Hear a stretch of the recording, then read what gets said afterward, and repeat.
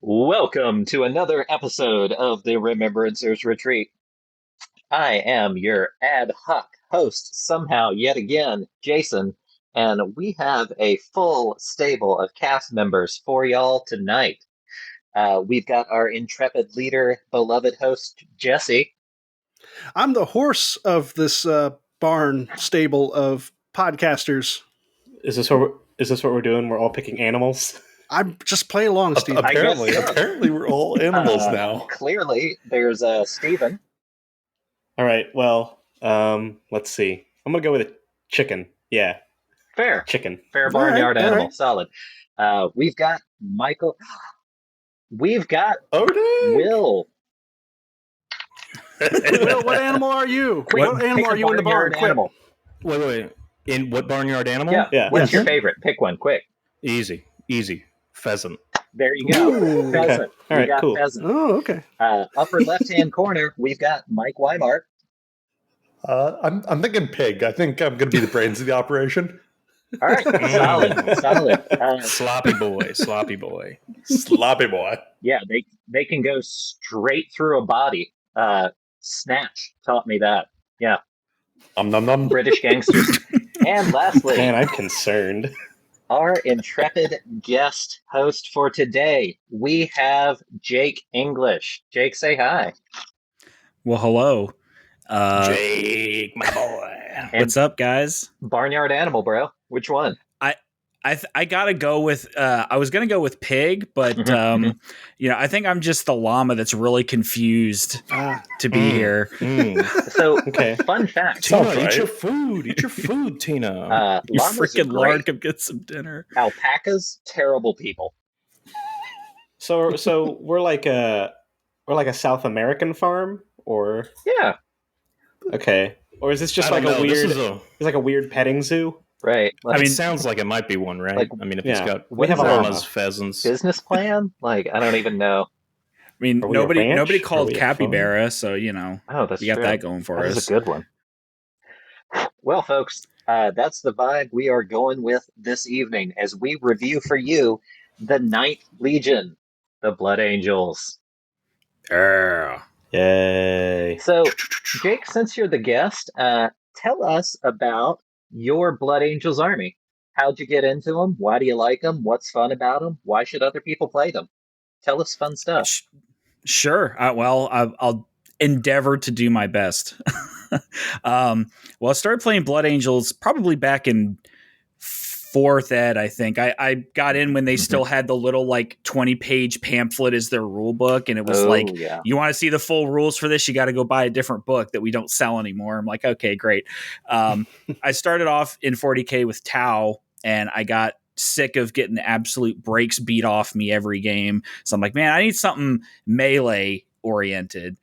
And I looked at Space Marines first, saw Space Wolves. So I'm like, all right, Space Vikings, that's pretty sick. I'm down for that. But I do not like that baby blue armor. So I looked at Space Vampires. I'm like, fuck yeah, these guys are red. Mhm. They are Space Vampires, Team Edward. Like, we are ready to go. And I never looked back, essentially. There's a joke in my local group that even though this isn't how this worked, my army specifically is the company of Blood Angels that later became the Lamenters because they're so unlucky and just die for no reason all the time. Oh, there's a reason. Yeah, it's because you're cursed. It's true. It's absolutely true. I am cursed. But I just really enjoy painting red. It's just a really interesting color that you can do a lot with. And definitely going for a vintage vibe with mine. I'm starting to incorporate more yellow weapon casings and black flames and shit on them. Yep. Yeah. Hey, Jake, what are some other things you can do with red? I don't know. You can paint your walls with it. You can. Yeah. Oh, yeah. That's all you got? Accent Come wall. on, you said. We gotta have a list. You can make apples. I don't know. Two more, Jake. Two more. Yep. Yeah. Name two other things you can paint with red. Quick, if you want full you points. realistic blood effects with ketchup. Wow. Uh, Good one. Oh, Okay, yeah. okay, Very good. Okay. And fire engines. There you go. Yeah, there we go, All right. folks. That's all the things you can do with red. Literally Everybody Only all likes those pirates. things, nothing else. I don't want to see literally red it. on anything else Yeah. than that. There are no other red legions. none of any consequence. So, Jake, Truth. how we typically do this, we kind of go around the little circle here as we work through telling all of our listeners great stuff about the Blood Angels. So, starting off, probably the most important facet of the Blood Angels on the tabletop is their Legionis Astartes trait in Carmine Fury. Tell us about it. Sure. So I don't know what the nuance here is, but essentially anything with Legionis Astartes Blood Angels that charges gets to wound one better. The way it's phrased specifically is they require one lower result to wound than they would normally, to a minimum of 2+. So it's essentially a +1 to wound, but it's not worded that way. I don't know what particular reasoning there is for that. I've never There had might it be come up. interactions. There might be interactions with certain things that like give buffs to abilities or characteristics that they want to avoid, would be my guess. What happens if they charge the Sons of Horus, who impose a -1 penalty on whoever charges them? I feel like those two things would just cancel each other out. Thus, Blood Angels and Sons of Horus are a perfect grudge match on the Right. table. Natural enemies. And Yes. they're green and red. Contrasting Yeah, it's colors. Christmas time Go ahead, on the Mike. tabletop. Except I think that Sons of Horus are -1 strength. Yeah, -1. Yeah. Wait, hang on. So your strength would be lower. You then consult the chart, and then you need one less to hit. Yeah, so like if you're swinging a power fist, and normally you'd hit at strength 8, that's 2s to wound. Against a Sons of Horus unit, you hit strength 7, but at toughness 7 or it's toughness 4, it's still 2s to wound. But you're no longer instant deathing them. Yes. True points.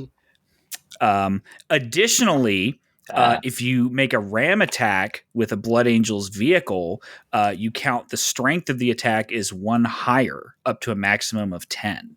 Okay. I do like that. Okay. That's I nice. do like that. Nice. With your Predators, Sicarans, and Land Raiders, etc., you are IDing standard things that you're ramming with your strength 8 ramming attacks. Not bad. I've not gotten to pull this off very often, but it is funny when you get to do it. Okay. It kind of contrasts nicely with the Sons of Horus. They get a +3 to the number of hits on top of that Mhm. D6. I believe World Eaters also get the same rule bonus on their ramming with their vehicles attacks. And I think maybe Space Wolves, but I mean, they've got enough, honestly. Yeah. Dang, Forge will just out here really, really wanting you to play bumper cars. Yep. Is I'm here for it. ramming still a thing? Or I Oh, guess yeah. ramming Yeah. is tank shock still a thing? Yeah. You sure?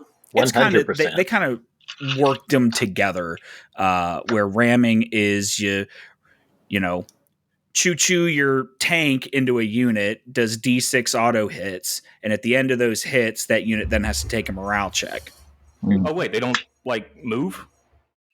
Well, they can do Death or Glory, can't They they? can You Death react. or Glory still. The unit itself moves, but only if it fails the morale check.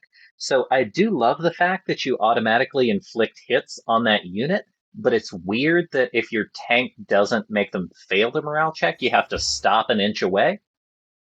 I understand why they did it, but functionally it's weird on the tabletop. Because it's like, oh my god, those dudes didn't break and run, hit the brakes! Yeah, I was seeing Tim on Eye of Horus, and he was like, "Man, I miss ramming or tank shock." And I was like, "Wait a minute, it's not a thing anymore."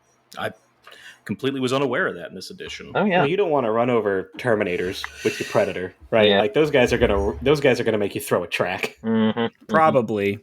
So It's it's best very to hit the likely. brakes. Space I imagine Marines. it's a Space Marine literally just stopping.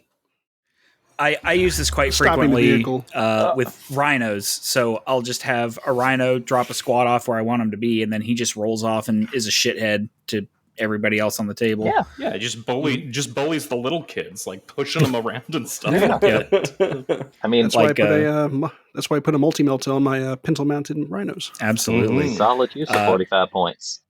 We've got a local player that plays Iron Hands, and I'm like, Iron Hands this, bitch. Just run you over. You don't get -1 strength to that. Yeah, that ain't a shooting attack.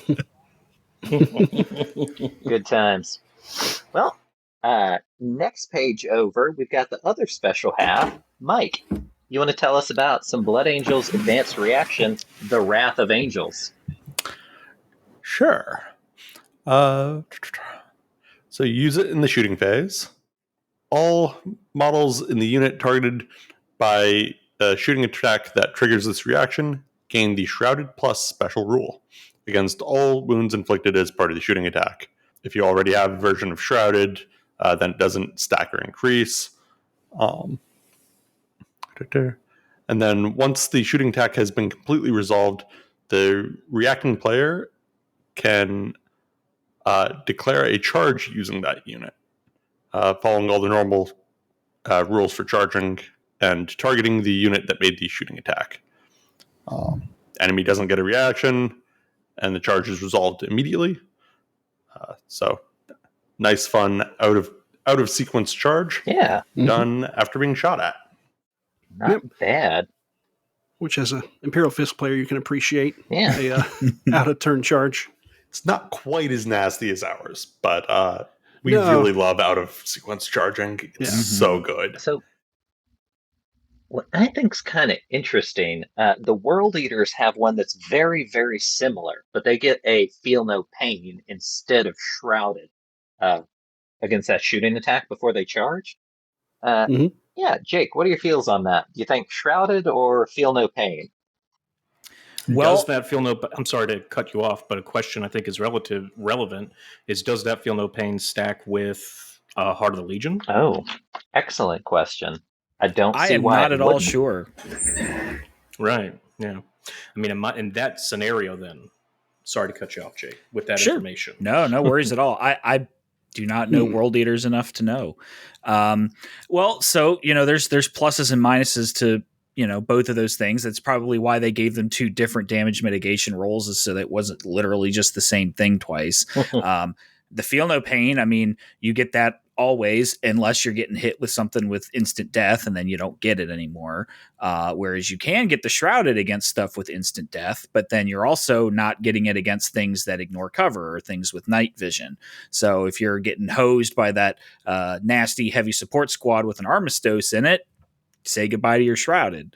But it's pretty cool. Our canny players amongst our local group just know better than to trigger the reaction, but it comes up more often than you would think. Yeah. What are you going to do? Not shoot at them? Yeah, what are you going to do? Not shoot at this assault squad Also- breathing down your neck? Yeah. Point of order: World Eaters, the Feel No Pain that World Eaters get does not stack with other instances of Feel No Pain. It does So- not. So in that case, then yeah. I mean, personally, I think Jake, you got the better one. The Shrouded being able to, I mean, if you can already get Feel No Pain in better or other ways, getting Shrouded is just that much better, right? Sure. Well, you can only use one or the other. I But understand. I see what you're saying. Yeah. I see what you're saying now. Yeah, I mean, certainly option. having it against things that instant death you is definitely a lot more Exactly. handy, a lot more often. Exactly. Yep.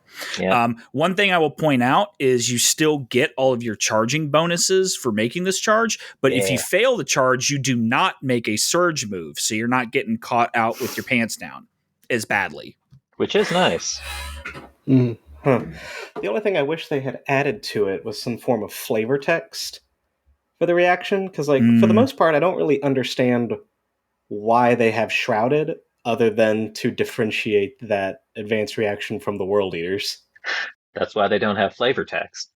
I mean, Yeah, They saw you coming, Steven. yeah.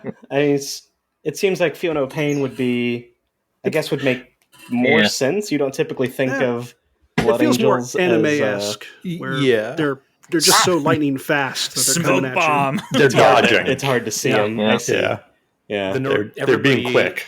The They're quick. Naruto run. Everybody's Yeah. going arms Exactly. straight back. Yeah, they do the windmill arms like squiggle like whoosh, whoosh, whoosh, whoosh.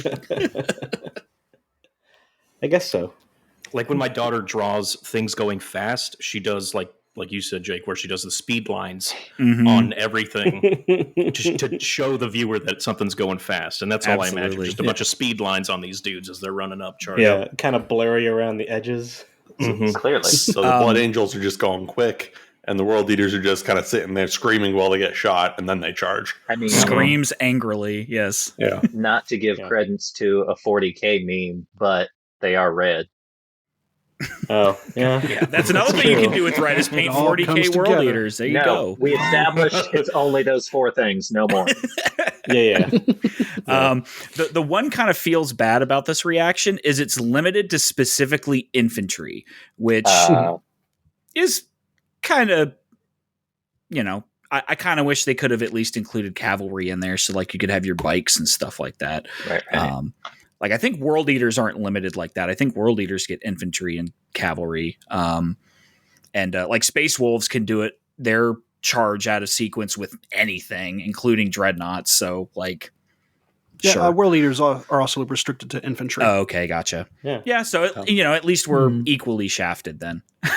Life is hard when you're one of the premier melee legions. Right. Yeah, it's true. It's funny because they kind of like going back to like alternate lore and stuff where they considered the Blood Angels and the World Eaters to have a sort of like coherence Two to Khorne sides. in a way. Mhm. Or do Yeah. you mean like two sides of the opposite coin, or two Yeah, or, opposite two sides.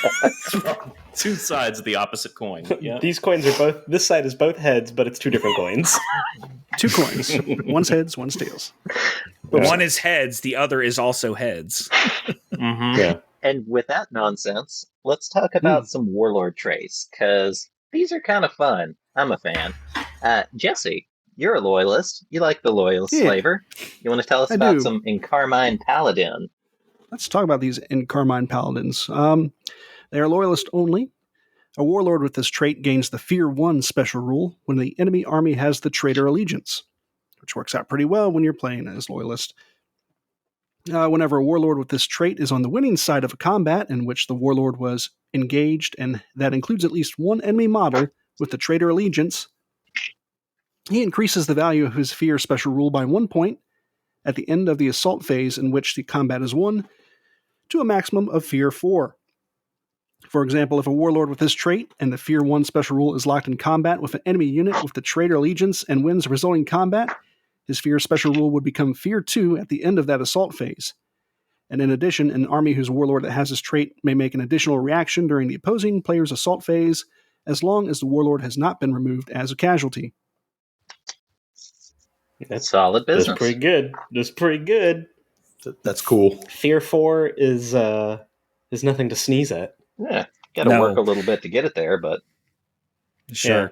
And I mean, it doesn't necessarily, it's still applicable even if, he doesn't get right into another charge. He's still giving that 12-inch fear bubble regardless. So that's making pinning checks harder. That's making morale checks harder, concussive, things like that.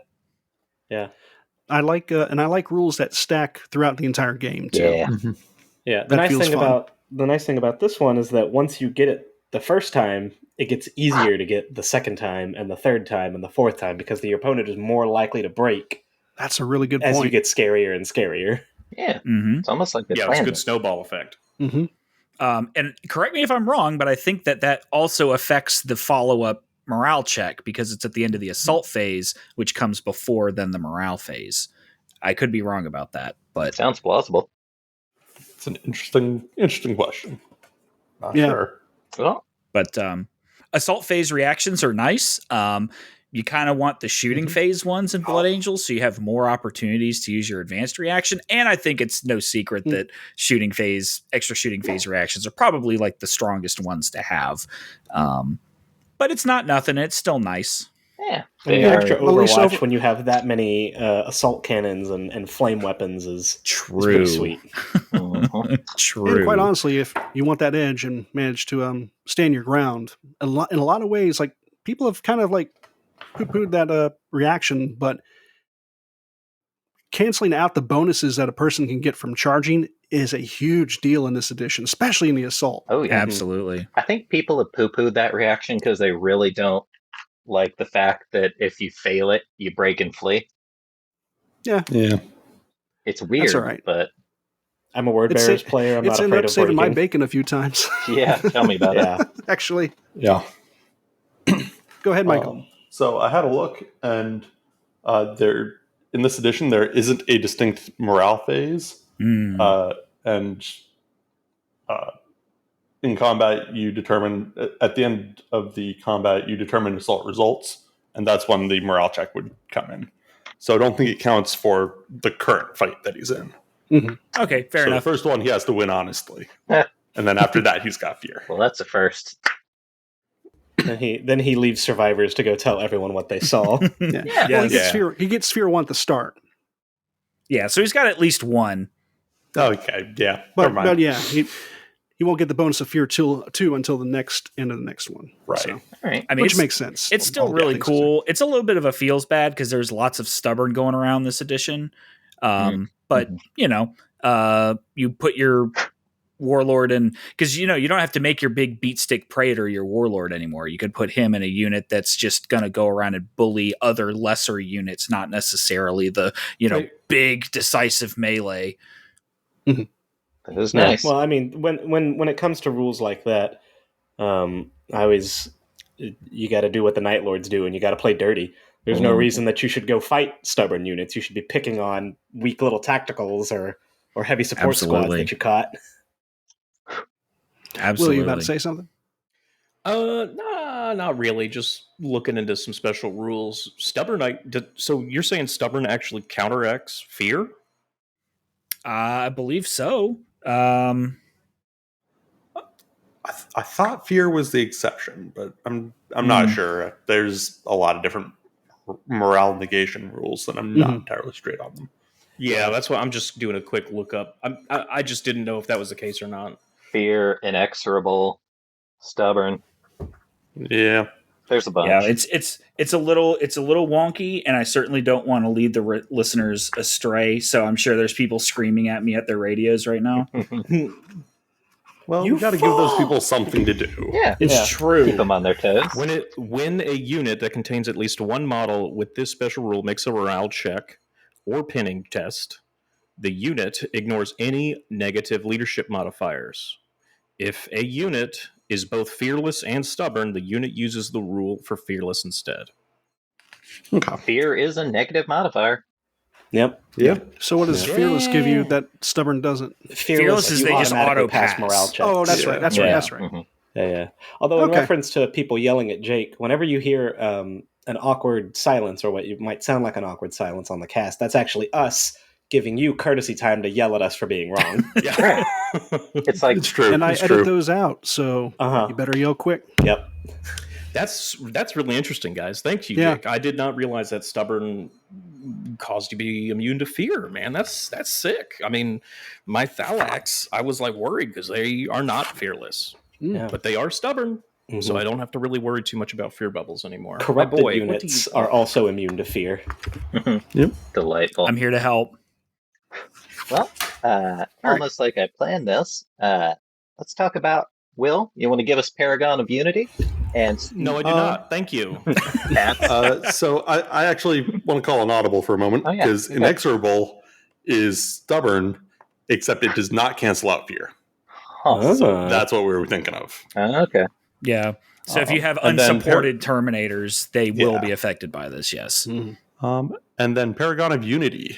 Any friendly unit made up entirely of models with the Legiones Astartes Blood Angel special rule that can draw a line of sight to the Warlord with this trait to any model in a unit this Warlord has joined, or to any model that is engaged in a combat which this Warlord is a part of, gains a +1 to their leadership characteristic to a maximum of 10. In addition, the army gets an additional reaction during the assault phase, as long as the Warlord is around. All right. Which I'll be honest, this is the one I use. Mini chaplains are hard to go wrong with. And that has saved my bacon so many times. Having leadership 9 on your basic sergeants is crucial. And it is such a huge bubble that you can potentially get from this that like, you know, pretty much anybody on the battlefield could see him. Now, you have to have him out of a transport or actually deep struck onto the table. But once he's there, it's pretty easy to get line of sight on him and have that, especially if you pair him with things like Masters of Signal or Delegatus that can hand out those unpin, unfall back, you know, reroll using his morale for their morale checks and things like that. Can make these guys real stubborn pretty easily. Solid. Yeah, I imagine it's nice too for hold the line. It makes it that much easier to pass it. Yeah. This rule reminds me a lot of Remus Ventanus has a similar rule where his boys see him. Resolute planning, something like that. So if they can see him, he gets a +1. And I really like that in leaders. I think that's a really good little warlord trait to have. So I'm right there with you. I think that is the best of the 3 that we've seen so far. Paragon of Unity. For sure. Ream us, vent anus. Jesus Christ. Oh my God. Rude. Have mercy. Look, I got to throw the Ultramarines a little bit of shade when I have the opportunity. Just a little bit. Well, Justin, while we're here, we might as well. And it's not Gilliman Day yet, but well, it could be in our hearts. We do got one more. Steve, you are our resident super trader. Want to tell us about some of that Thrall of the Red Thirst? Oh man, Thrall of the Red Thirst is so cool. I mean, mechanically, I think it's probably the weakest of the warlord traits for the Blood Angels, but it is the coolest in terms of flavor. So this warlord trait may only be selected by a model with the traitor allegiance. It's the obligatory bad kids only.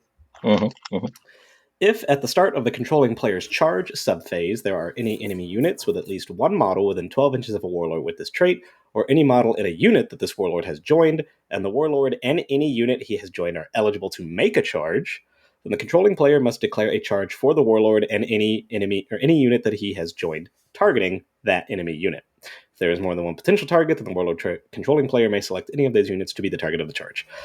Whenever this warlord and any unit he has joined make a successful charge that is not disordered, the warlord and all other models in the unit the warlord has joined gain 2 attacks instead of the standard +1 attack for charging. In addition, any army whose warlord has this trait may make an additional reaction during the opposing player's movement phase as long as the warlord hasn't been moved as a casualty. So here's my thing with this one. I'm a Warhammer Fantasy Battle player, and I might have mentioned in that we could have just said frenzy, like instead of that little novella. Yeah, it is essentially rage for the entire. He grants him and his unit rage, which isn't bad. Well, not necessarily, because if for some reason that unit has rage, I would imagine they would also get the additional attack as well. Oh, yeah, that's true. It's not rage by name. Stack them up, boys. Which actually, so I guess, like, Despoilers already have Spite of the Legion, which bumps up their attacks by 1 in certain circumstances. This gives them an additional 3 to the charge. Yikes. So that's pretty cool. This does also specify that they must charge that enemy unit that procs this. It's the obligatory you really want to punch things rule. Like I said, I mean, my favorite part of the Blood Angels is the Death Company. Dudes who are just mad with Red Thirst or Black Rage or Green Envy or, you know, whatever color they're feeling that day. They do be mad. Yeah, and so I would really love to see a traitor Blood Angels force that's just full on angry vampires. I'd be lying if I said... maybe one day I'll do a Zone Mortalis list of black armored Blood Angels. That'd be cool. Hell yeah. I'd be lying if I said after reading Echoes of Eternity I wasn't tempted to make like a Revenant Legion count as traitor Blood Angels force. Loading up a boy with this would be a great with Revenant Legion rule. Absolutely. Load this guy up in a big Despoiler unit and a Spartan with all the support characters and just Mhm. buckets of The, dice. Oh, yeah. the only downside here is that your entire warlord trait can be turned off with a reaction. Hold your ground. Oops. Oops. You don't get it if it's disordered, which really, really bites this one. Which Sorry, we didn't boys. mention that at the Legiones Astartes trait, but they get that +1 to wound on the charge, even if they're Mhm. disordered. That is important Yeah. to So note. that's not the worst thing there, but Yeah, I that guess would if I suck was... to have your Legion as a Astartes trait turned off. Yeah. Yeah. Yeah, that Can you would suck. imagine- Can you Oh my imagine? God. Yeah, can you imagine a scenario, an environment, if you will, where your entire Legion Astartes trait can be invalidated by a single 10-point piece of war gear? Yeah. That'd be Wild. wild. I wouldn't know Yeah. anything Crazy. about that. Yeah, certainly. It couldn't be the World Eaters. Certainly not. Yeah. Well, if the Battle of Armatura is anything to go by, that is not how it works out. Yeah. This is propaganda. This is what that was. But For sure, definitely. also, since we're in that same vein of drop assaults, Jake, tell us about some Day of Revelations. Absolutely. I would be happy to. It's essentially drop assault Vanguard. But with the special Snowflakes Blood Angels stuff. So when you're arranging your Deep Strike Assault at the beginning of the game, not only do you need to put all of your models with Deep Strike into the Deep Strike Assault. So they don't have a choice. If they have Deep Strike on them, they're going in this Deep Strike Assault. Got it. Non-optional. Not optional. optional. We're deep striking. Exactly. You nominate a turn, turns 2 to 4, and you get to say, I am coming in turn 2. I am coming in turn 3. And you put a little token on the table and you say, that's where I'm coming in. And that's pretty much it. Then you come in on the designated turn on that token. You don't scatter off of that token, which is strong. And then anything that wasn't deployed via Deep Strike on the table already has Fearless in the first turn, which is pretty nice. Solid. You have to have a compulsory HQ with Legion Warhawk Jump Pack. You no longer have to take compulsory assault squads, which you used to have to. I don't know why you wouldn't, but sure. You can't take anything with movement characteristic 0, can't take fortifications, anything like that. And you cannot use subterranean assault, which you didn't used to be able to do that either. But importantly here, you can still use outflank and drop pod assault. So if you want to drop pod a Leviathan, say, and drop him in with everybody else, he's still rolling for reserves like normal, but he still can come in with everyone else. But yeah, it's pretty cool. It's really strong. It is, it's as strong as your Deep Strike meta is. We have found that Deep Strike is very much an all or nothing thing. If you half-ass your Deep Strike, your stuff's just going to get eaten by Interceptor, and it's just not going to matter. So right, with how prevalent augury scanners are, I mean, I feel like everybody's taking them all the time. So it really puts like this Rite of War and the Imperial Fist Rite of War like a real compromised position, I feel. Yeah.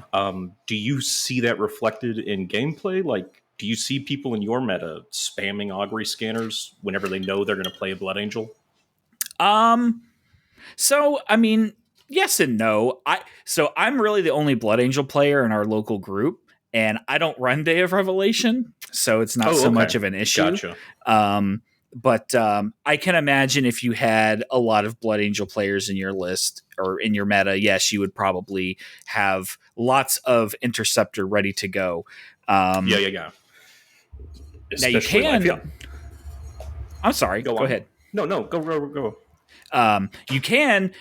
Day of Revelation has something on Drop Assault Vanguard where you can deep strike those Incendious Dreadnoughts, and Dreadnoughts can take that Interceptor fire a lot better than your squishy infantry can. No. Mm-hmm. So I guess for this Rite of War, what would you kind of have? Let's, I guess, back up, right? If you don't have any units at the end of turn 1, you're still tabled, right? So you can't have all of your units start in Deep Strike Assault, right? You have to have somebody on the board on turn 1, correct? I believe that is how that works, yes. Okay. Yep, it is. But So I guess kind of theorying now, what would you guys choose? Were you to build a list like this, what would be like a couple units, 1 unit maybe, that you would have to kind of stick it out? Well, Michael, I know you play your... Yep. Yeah, that's a good example, actually. I run Hammerfall a lot, so I'm in Hell a similar yeah. situation. And if I'm going all in on Hammerfall, I want to take a 5-man Seeker squad, and I want to hide them behind something. Interesting. And they're using that infiltrate to set up blast, so I can check the enemy's firing lines and make sure that they will be alive that one turn. Good call. Though that also, in Hammerfall, you also will be deploying dreadnoughts onto the table. And again, they're generally survivable to last at least that one turn. For sure. Usually even with an entire army shooting at them. Yeah. Though also, so many missions have night fighting these days. That you can really cut down on the amount of incoming fire on turn 1. It's nice. That being said, Augury Scanner negates the night vision or the night fight range too. So it's kind of like a double-edged sword where it's like Augury Scanner is almost a little too good. Yeah. For their price, especially 10 points. Yeah. Jake, do you ever all the things they do, certainly. do you ever use, or rather have you considered using Death Storms to kind of come down and drop a lot of pinning and shell shock on people before you bring down the infant? Or would you, I guess, since you don't normally run Day of Revelation, but since we're theorying here? Sure. I mean, yeah, I've definitely considered it. I mean, that's a lot of pinning that you can drop on a lot of shit when those things come down. The trick comes in with making sure that your Death Storms come in on the same turn as your Deep Strike Assault. Because if you roll badly on that reserve roll and your drop pod comes in by itself after your Deep Strike Assault, then it gets intercepted for free, number 1, and then number 2 doesn't really help you as much. I mean, you can take things like Explorer Land Raiders or Damocles Command Rhinos to help with those like re-rolling of those reserve rolls to help mitigate that. Personally, if I was going to run this list, I would probably have a couple similar to Michael. I'd either have Seekers or my fast attack being filled up with Incendious Dreadnoughts. I'd probably have some Recon Marines with sniper rifles, not only to get that infiltrate set up, maybe some, augury scanners and things like that, but specifically to target enemy augury scanners and snipe them out of those units before the rest of my Deep Strike Assault comes in. And then probably also have some kind of fire support with them. I'm very partial to the Arachnus Derideo. It's really solid. And I have one painted up that I'm in love with, so I could use any excuse to put that thing on the table. So that's probably what my, a core of like your pre-deployed army would be in my personal force. Right on. Yeah, I think that would be pretty good. Michael, you got your finger up like you got. Yeah, I did some quick looking because I thought I'd looked into this, and drop pods just have Deep Strike. It's the same Deep Strike rule as everyone else gets, which means they also have to be in the same Deep Strike Assault. Oh, you know what? The I'm probably drop thinking pod assault is a Rite of War. That's what I'm thinking. I'm thinking that's like a separate thing. Okay, fair enough. Well, there you go. Death Storms, Dreadnoughts, and drop pods come in with the Day of Revelation Deep Strike. Nice. Hold on. So you're saying that you could take tacticals as your compulsory troops and then buy drop pods for them and run them in a Day of Revelation is what you're telling me, Mike? If assuming tacticals can just take drop pods, which I don't think they can. I don't think they can't take drop pods by default. But I think veterans can, and you could run them. Well, you might be able to buy tacticals in Dreadclaws. Yeah. Oh yeah. You just wouldn't be able to do it with vanilla pods. Yeah. Spiky pods for spiky boys. Yeah. Well, guys, fun fact though, Day of Revelations is not the only Blood Angel Rite of War. We've also got the Day of Sorrows. Whole back and forth. That sounds a little too sad. That sounds like a bummer. I think we should got to bring it back down. Yeah, there's not enough lamenting going on here. Well, see, I Sorry. like to think of the Blood Angels Rites of War as a Day of Revelation being Seethe and Day of Sorrows being Cope. Two sides of the same coin. Topical. It's a good deep pull. All right, y'all. Absolutely. So, Day of Sorrows. A detachment with this rite of war can select Crimson Paladins as non-compulsory troops, and all Paladin units in the detachment gain line. That is silly and terrific. Yeah. All models in a unit from a detachment using this rite are made of entirely, all infantry, all Blood Angels gain Stubborn when they're in at least 6 inches of an objective. If they've already got Stubborn or Fearless, they gain no further benefit. And infantry that's reduced to 50% or less of its starting number gain Heart of the Legion and Hatred Everything and the line subtype. Ooh. Yeah, Holy shit, dude. that's pretty darn Yeah. good. This rite had a huge glow up since last edition. It's almost silly. It's real good. Yeah. So, other side of the fence, though, for limitations. Any combat that includes one or more models with the character subtype using this rite of war, controlling player must issue or accept challenges where applicable. You can choose which character does this, though. Any units made up of models with the infantry or cavalry type, which are part of the detachment that have been reduced to 50, must declare a charge at the closest enemy unit if they're capable of making a charge. So, not pinned, not falling back, etc. At the beginning of the charge subphase, so long as there's a target no more than 12 away. And no units from detachment with this rite can be assigned to deep strike, subterranean, or flanking assault and can't be placed in reserves at the beginning of the battle. So, is this to represent them just losing their shit at Ball? Or not Ball, but that fucking planet, whatever. The Cygnus? Cygnus Prime, yeah. Yeah, so this is kind of the rite of war like Steven was talking about. This kind of symbolizes the Red Thirst, like them getting thrown That's into the fucking wood chipper, sick. losing their shit and going bananas on folks. Yeah. I had been building my army into this list last edition to try to make it work, and it was just dog water last edition. Like, they would get that feel no pain, the 5-up feel no pain when the infantry would get reduced to 50%, but then they would also lose scoring, which was like, shit. Yeah, now they gain horrid. scoring. And now they get scoring. And now they gain scoring and Yeah. hatred and heart. So, like, it's just I know, right? bananas. If we're talking Crimson Paladins, a full squad of 10, you fucking have lost half. But now they've got Heart of the Legion and their line, and Jesus Christ, and have Like hatred everything. everything. oh my god! Just I mean, at that point, you double the size of your squads, only expecting to lose half of them. Jesse, you're muted, my man. I can't hear anything you're saying. They do have to charge, though. Oh yeah, they do have a little bit of a program behavior sort of thing in there, So right? if they can lure them off the objectives. When you have line. heart, when you have hatred, you want to be charging anyway. Yeah, Right. Yeah. They're Blood Angels. It's not they a were bug; charging it's anyways. a feature. Right? Yeah. Yeah, Put it to work. So this is what I run. Yeah. And it makes it so that essentially, I've got a couple dreadnoughts and land raiders and stuff as support, but it basically makes it so all my army either has or has the potential to gain line. So I can just throw my infantry at whatever they want, and eventually they'll contest that objective that you're sitting on. Or my heavy support squad that's sitting back on an objective, you better kill them, because if you don't, they're going to gain line and start scoring on that objective also. Yes, sir. Yeah, And imagine so- charging some block of somebody, thinking you're going to push them off an objective. You kill 10 of them, and suddenly they're scoring on you. And also, the nice thing is, too, you can choose to move them back before the charge phase. So if you really do need to hold an objective, Oh, for you sure. can Yeah, somehow, you don't. if you You don't have to lure yourself, or Right. I guess fall into traps of being baited and that kind of they're stuff. not forced to move, they're just forced to charge. So, Right. Right.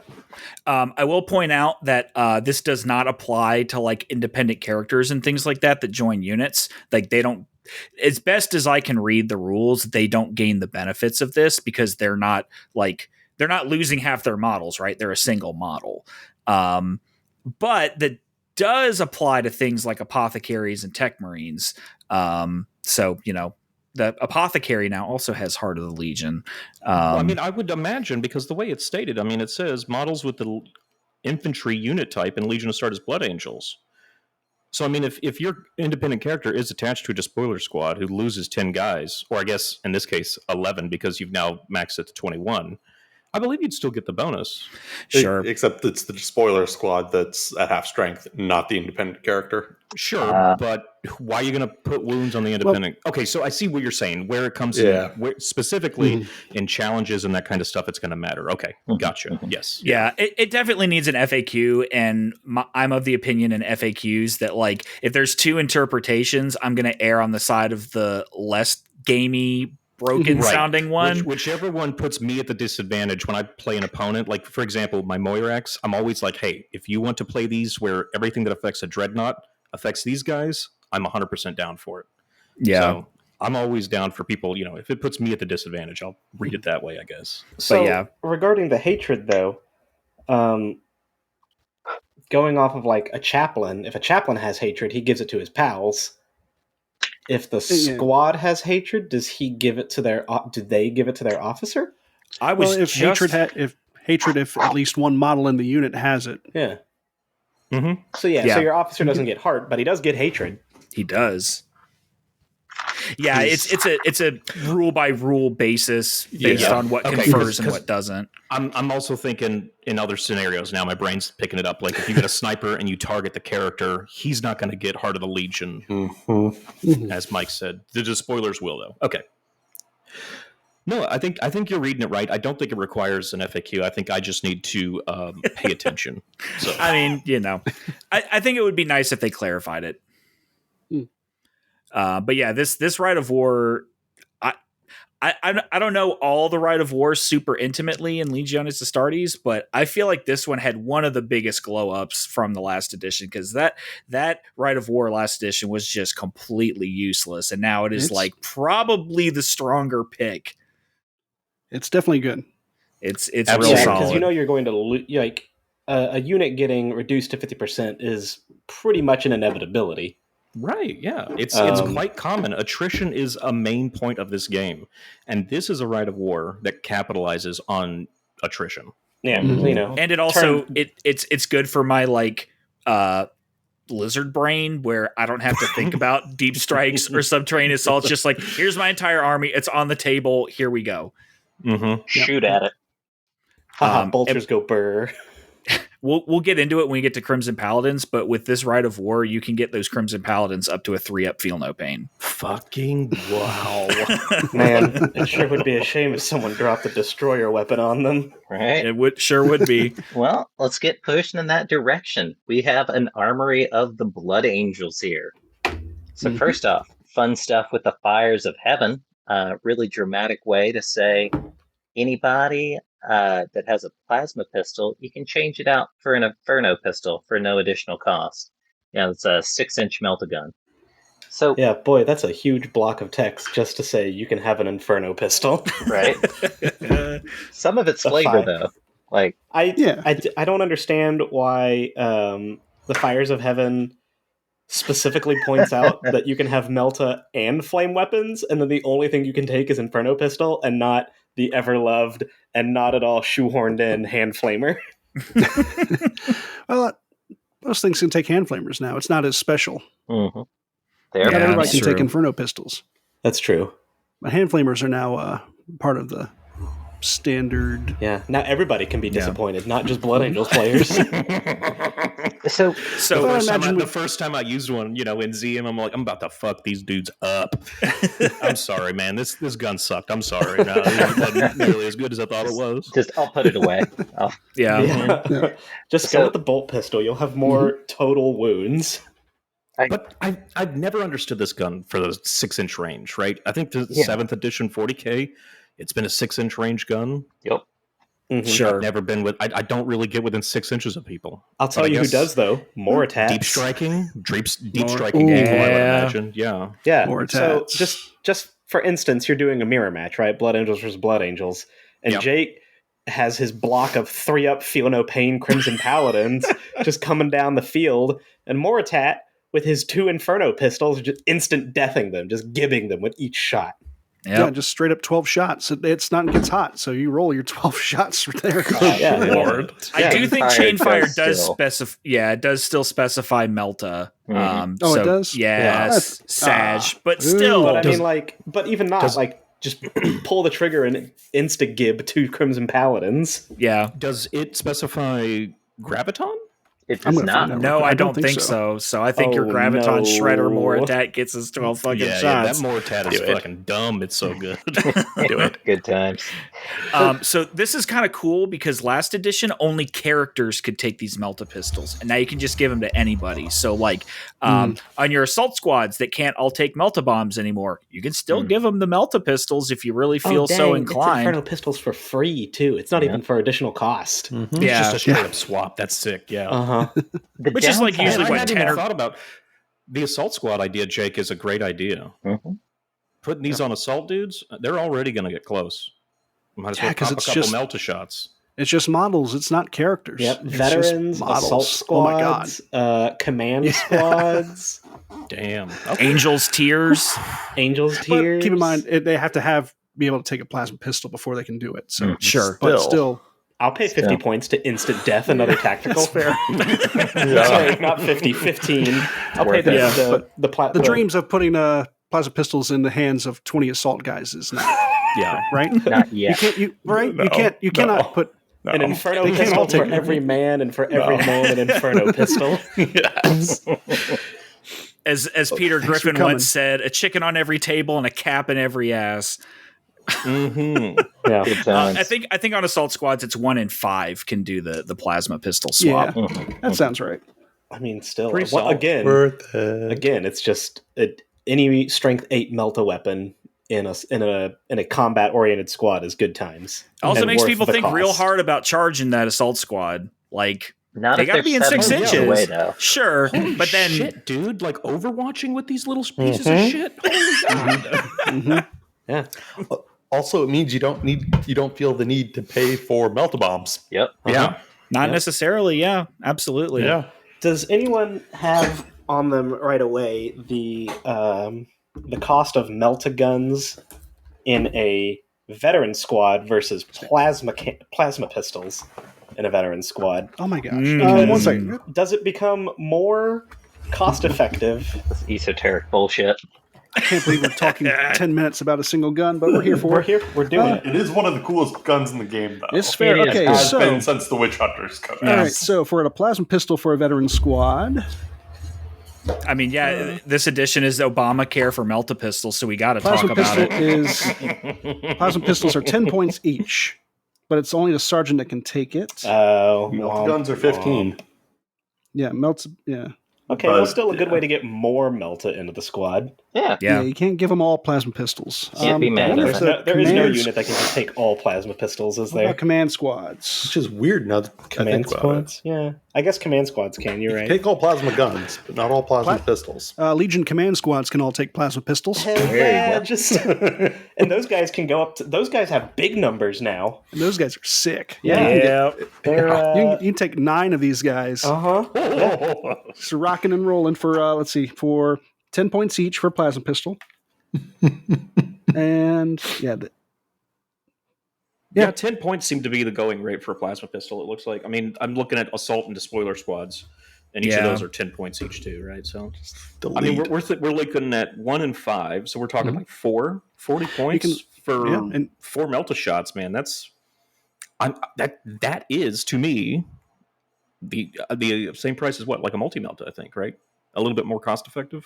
Yeah, I mean, definitely. you're losing out on range, but you're definitely way more lethal at Overwatch and Yeah, right before you charge. I definitely think the application of this pistol is not so much actually getting that Melta armor bane that you have to get in 3 inches for, but it's for instant deathing other shitheads that want to tangle So, with that For shit. sure. Absolutely. Yeah, this is a charge deterrent, for sure. here's what you do. If you want to be Charlie Moneybags, you take the command squad. Which I do, Jesse, outfit do tell. them all with scimitar jet bikes, which are coming out in plastic soon.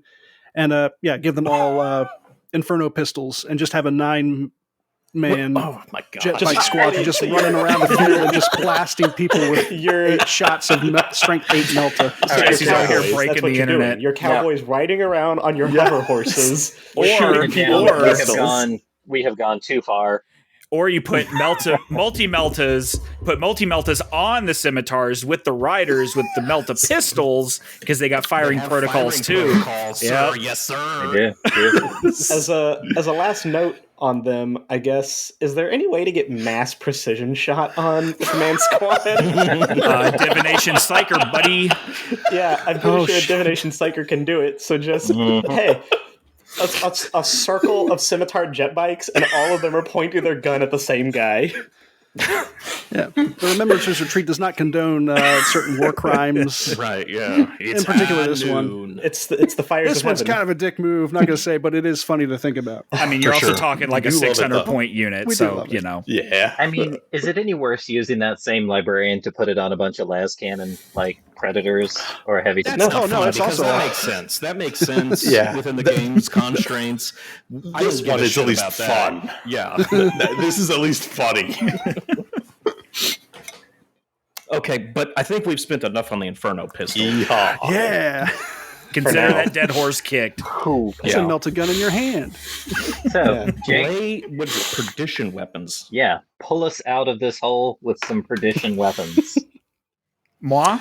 Yeah, I take it away. can. I'll do it. I can do it. Oh, I go guess. for it, I'll go. Will. This Let's is do my it. section. I'll read. Okay, all right. Any Do it, model Will. with both the Legion of Astartes Blood Angel special rule and the character subtype may exchange power weapons for a perdition weapon from the following list for 5 points. All weapons here listed count as both power and flame weapons for those rules that affect such weapons, which I guess sucks if you're fighting salamanders, right? Yeah, bummer. But hey, whatever. These fucking things had to blow up too, man. It's not just like one little sword anymore. It's a whole bunch of shit. Mm-hmm. You got the Blade of Perdition, which you remember from last edition's +1 strength, AP3.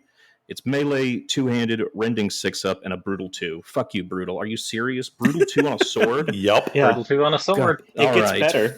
All Yeah. right, Not fine. just a sword. All right, Axe of Perdition, +2 strength, AP2. Holy shit. Okay, so that's melee. Thank God it's unwieldy. It's two-handed. Again, it's brutal 2. What are all these? They're all brutal 2. Yeah, folks. they're all brutal Yep. too. That's the theme. They're all brutal tool and they're Oh all my two-handed. god. Spear of Perdition, +1 strength, AP3. Reach 1 is its big key thing. Two-handed, brutal 2, melee, of course.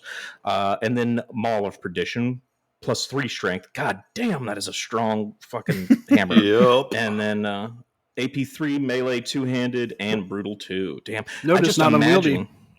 Yeah, exactly.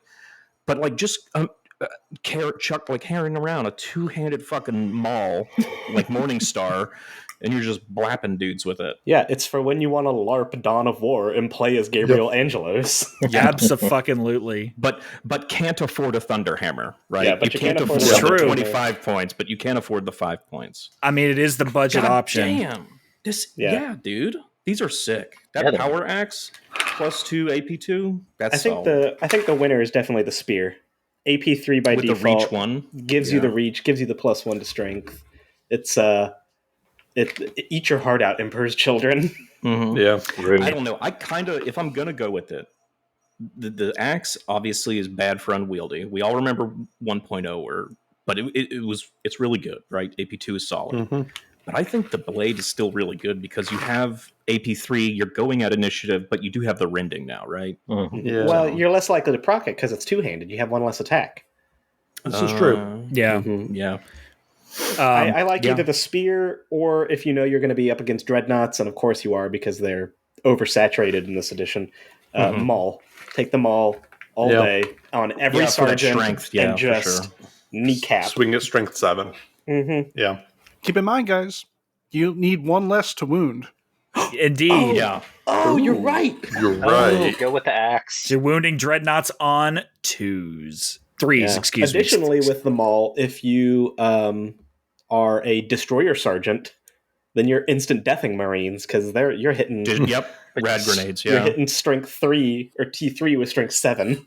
And Angel's Tears with Maul of Perdition wounding dreadnoughts on Wait. 2s. But you would be with the axe too, because you'd be straight 6 on T3. Yeah, true. But you'll hit at the you're less likely to get killed before you get to First, swing. yes. Fair. I really like the spear as well. I put it on like my tactical sergeants if I don't have anything better to spend those points on, because then I mean, 5 points is so good. yeah. All right. The downside though, very stark. I don't have all this option. Like, I just have to go with a Phoenix Spear every time. I mean, there's no debate between 4 different ones here. All that variety. So you think variety is not the spice of life?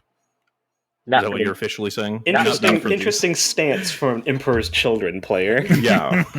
right? I will say the Imperial Fist player is jealous of the sword. It is a good sword. I do like our fists, and I'm not complaining. Yeah. But if we had a cool sword, I'd be into that too. Yeah. First edition Blood Angels had a blade of, or they had brutal before brutal was cool. So, you know. Jake, I want to talk to you. Both of these count as power and flame. As far as the hobby side of thing, how do you represent that? Or is that just like a new thing from this edition you haven't done? Are you doing any like wild, crazy painting schemes on your swords, or you're experimenting with like any new techniques? Sure. To represent Blades of Perdition. Sure. So the only one I've done so far is the Crimson Paladin champion can take a perdition weapon, and like he's modeled with like this big 2-handed glaive thing. And I've painted that as kind of like it's like hot, like it's got like heat, like fire coming up from the base of it, like going up the blade. Yeah. I count that as an axe. I like having the axe in that Crimson Paladin unit because that thing slaps. For sure.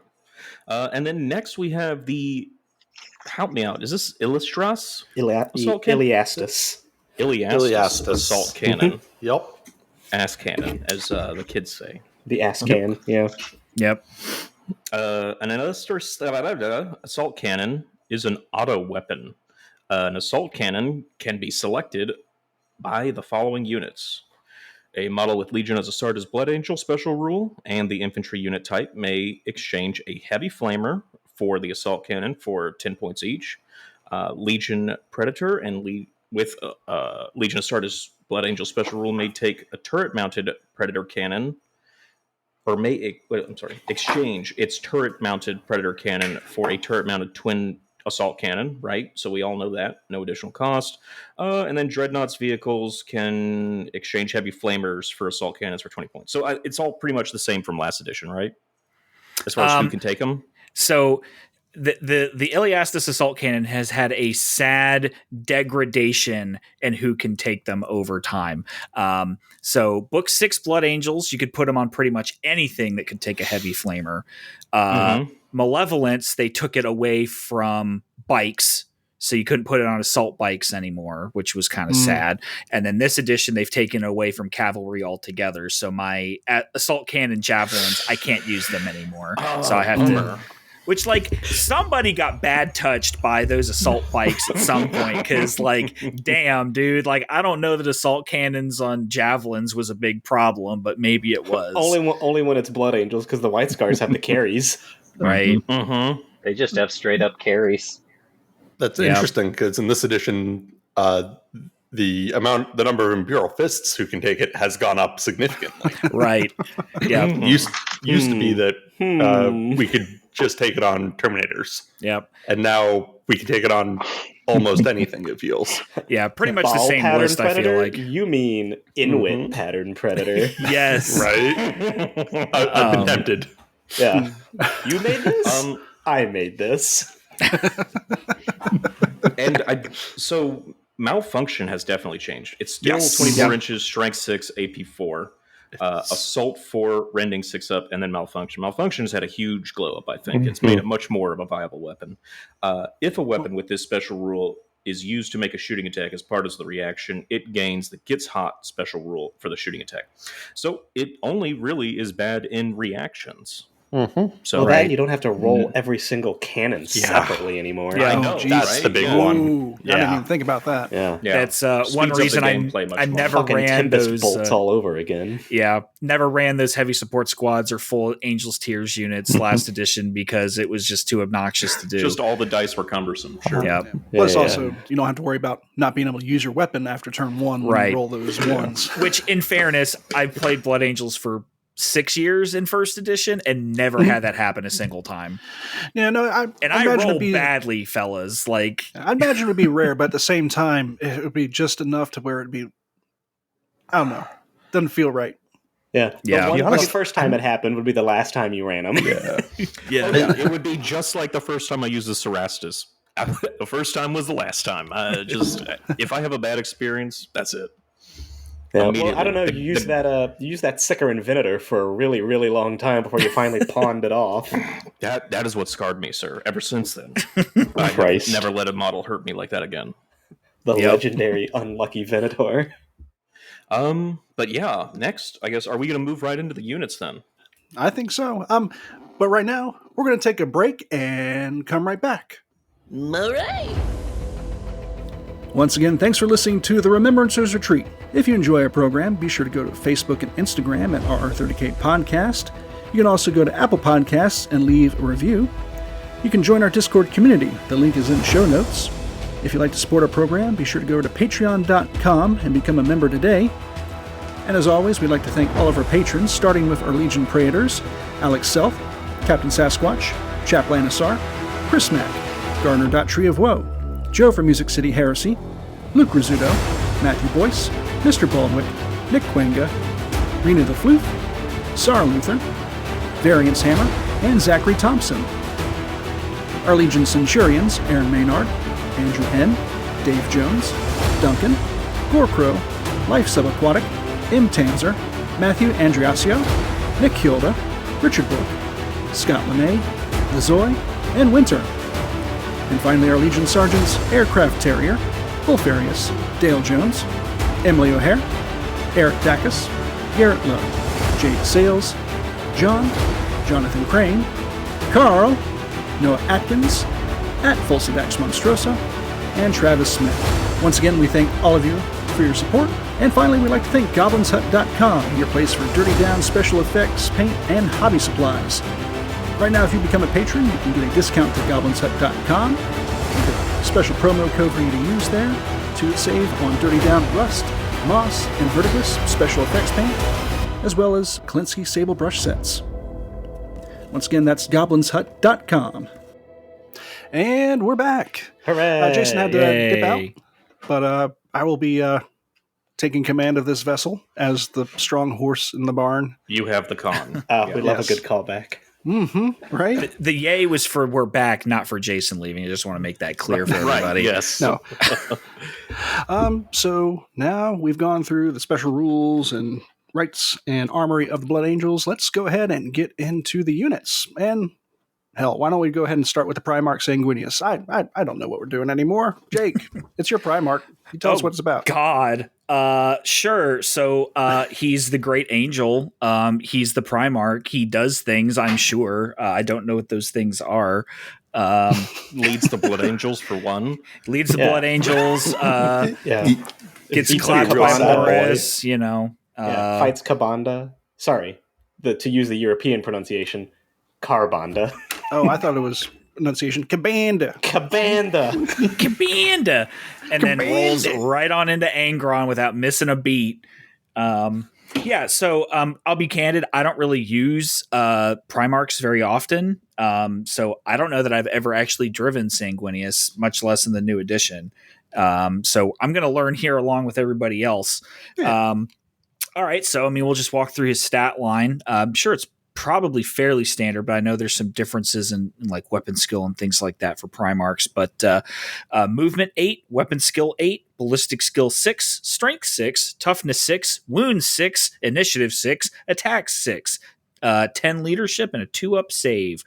He's got the Regalia Resplendent, which is a 2-up armor save and a 4-up invulnerable. Allows any failed invulnerable rolls made on a turn in which Sanguinius charges to be re-rolled. That's pretty nifty.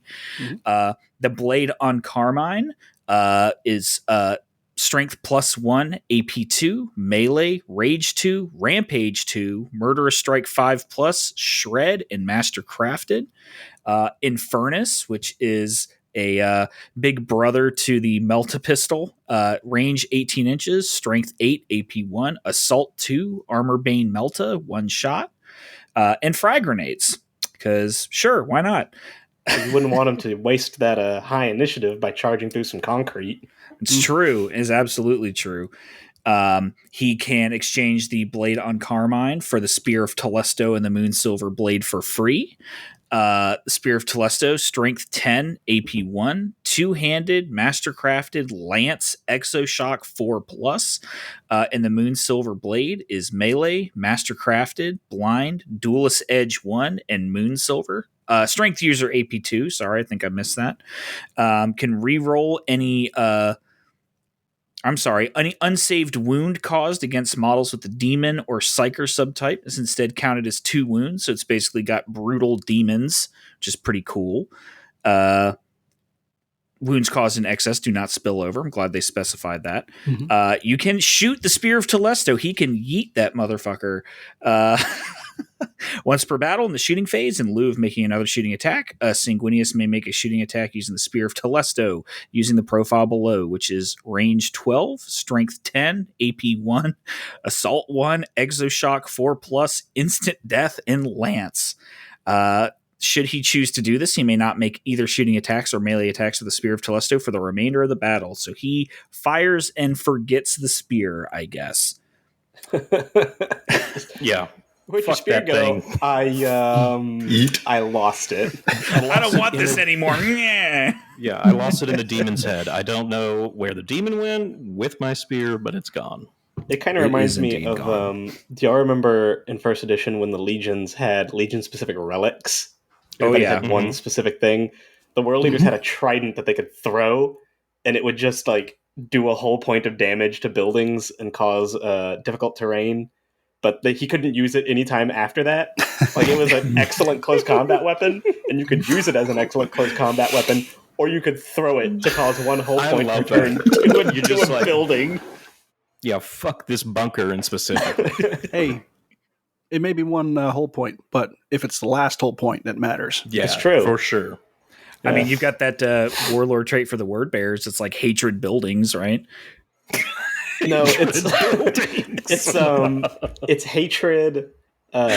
Hatred independent characters. Sorry, you get an extra attack if there's an independent character of Vexilla, or a Legion standard. So it's hatred flags. Yeah. I say hatred flag, but it's really rage flags. Hatred fancy hats.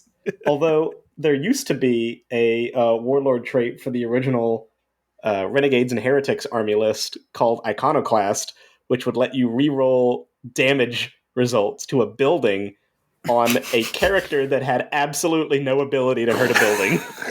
Hell yeah! Like he didn't even have crack grenades. He didn't even have crack grenades or a power fist, but he could re-roll damage to buildings. It's a shame we didn't have an Inferno pistol. Yeah, right. That's the kind of busted bullshit I love to hear. All right, moving on. So Sanguinius' special rules: Legionis Astartes Blood Angel, shocker. Master of the Legion, shocker. Bulky 6, Angelic Presence, Great Wings, Deep Strike, Loyalist, shocker, and Warlord trait is Sire of the Blood Angels. Sire of the Blood Angels. I'm sorry to cut you off here. All right. Great wings. Do you think they mean like, wow, those are some great wings, or he has great wings? He's got some like great. Probably both. You mean like if people are just like giving this dude compliments on his wings, like, man, you've got some great wings on you. You know that? Just these wings are killer. You know, some first edition Age of Sigmar rules must compliment your opponent on Sanguinius' wings. Mm-hmm. Is it an adjective or a noun? Exactly. All right, so it's war gear or special rules, so it's probably an adjective. Yep. So Sire of the Blood Angels. All friendly models with Legiones Astartes Blood Angel special rule in the same army as Sanguinius that either deploys as part of a Deep Strike assault or any other deployment method that requires the Deep Strike special rule, or has a Legion Warhawk jump pack, gain +1 weapon skill on any turn in which they make a successful charge. That is nasty. Stacking with your Legion Astartes rule is very nasty, yeah. Which, you ask me how I would run Day of Revelation. Well, if you're going to run Sanguinius, you need to run Day of Revelation. Like, let's be real here.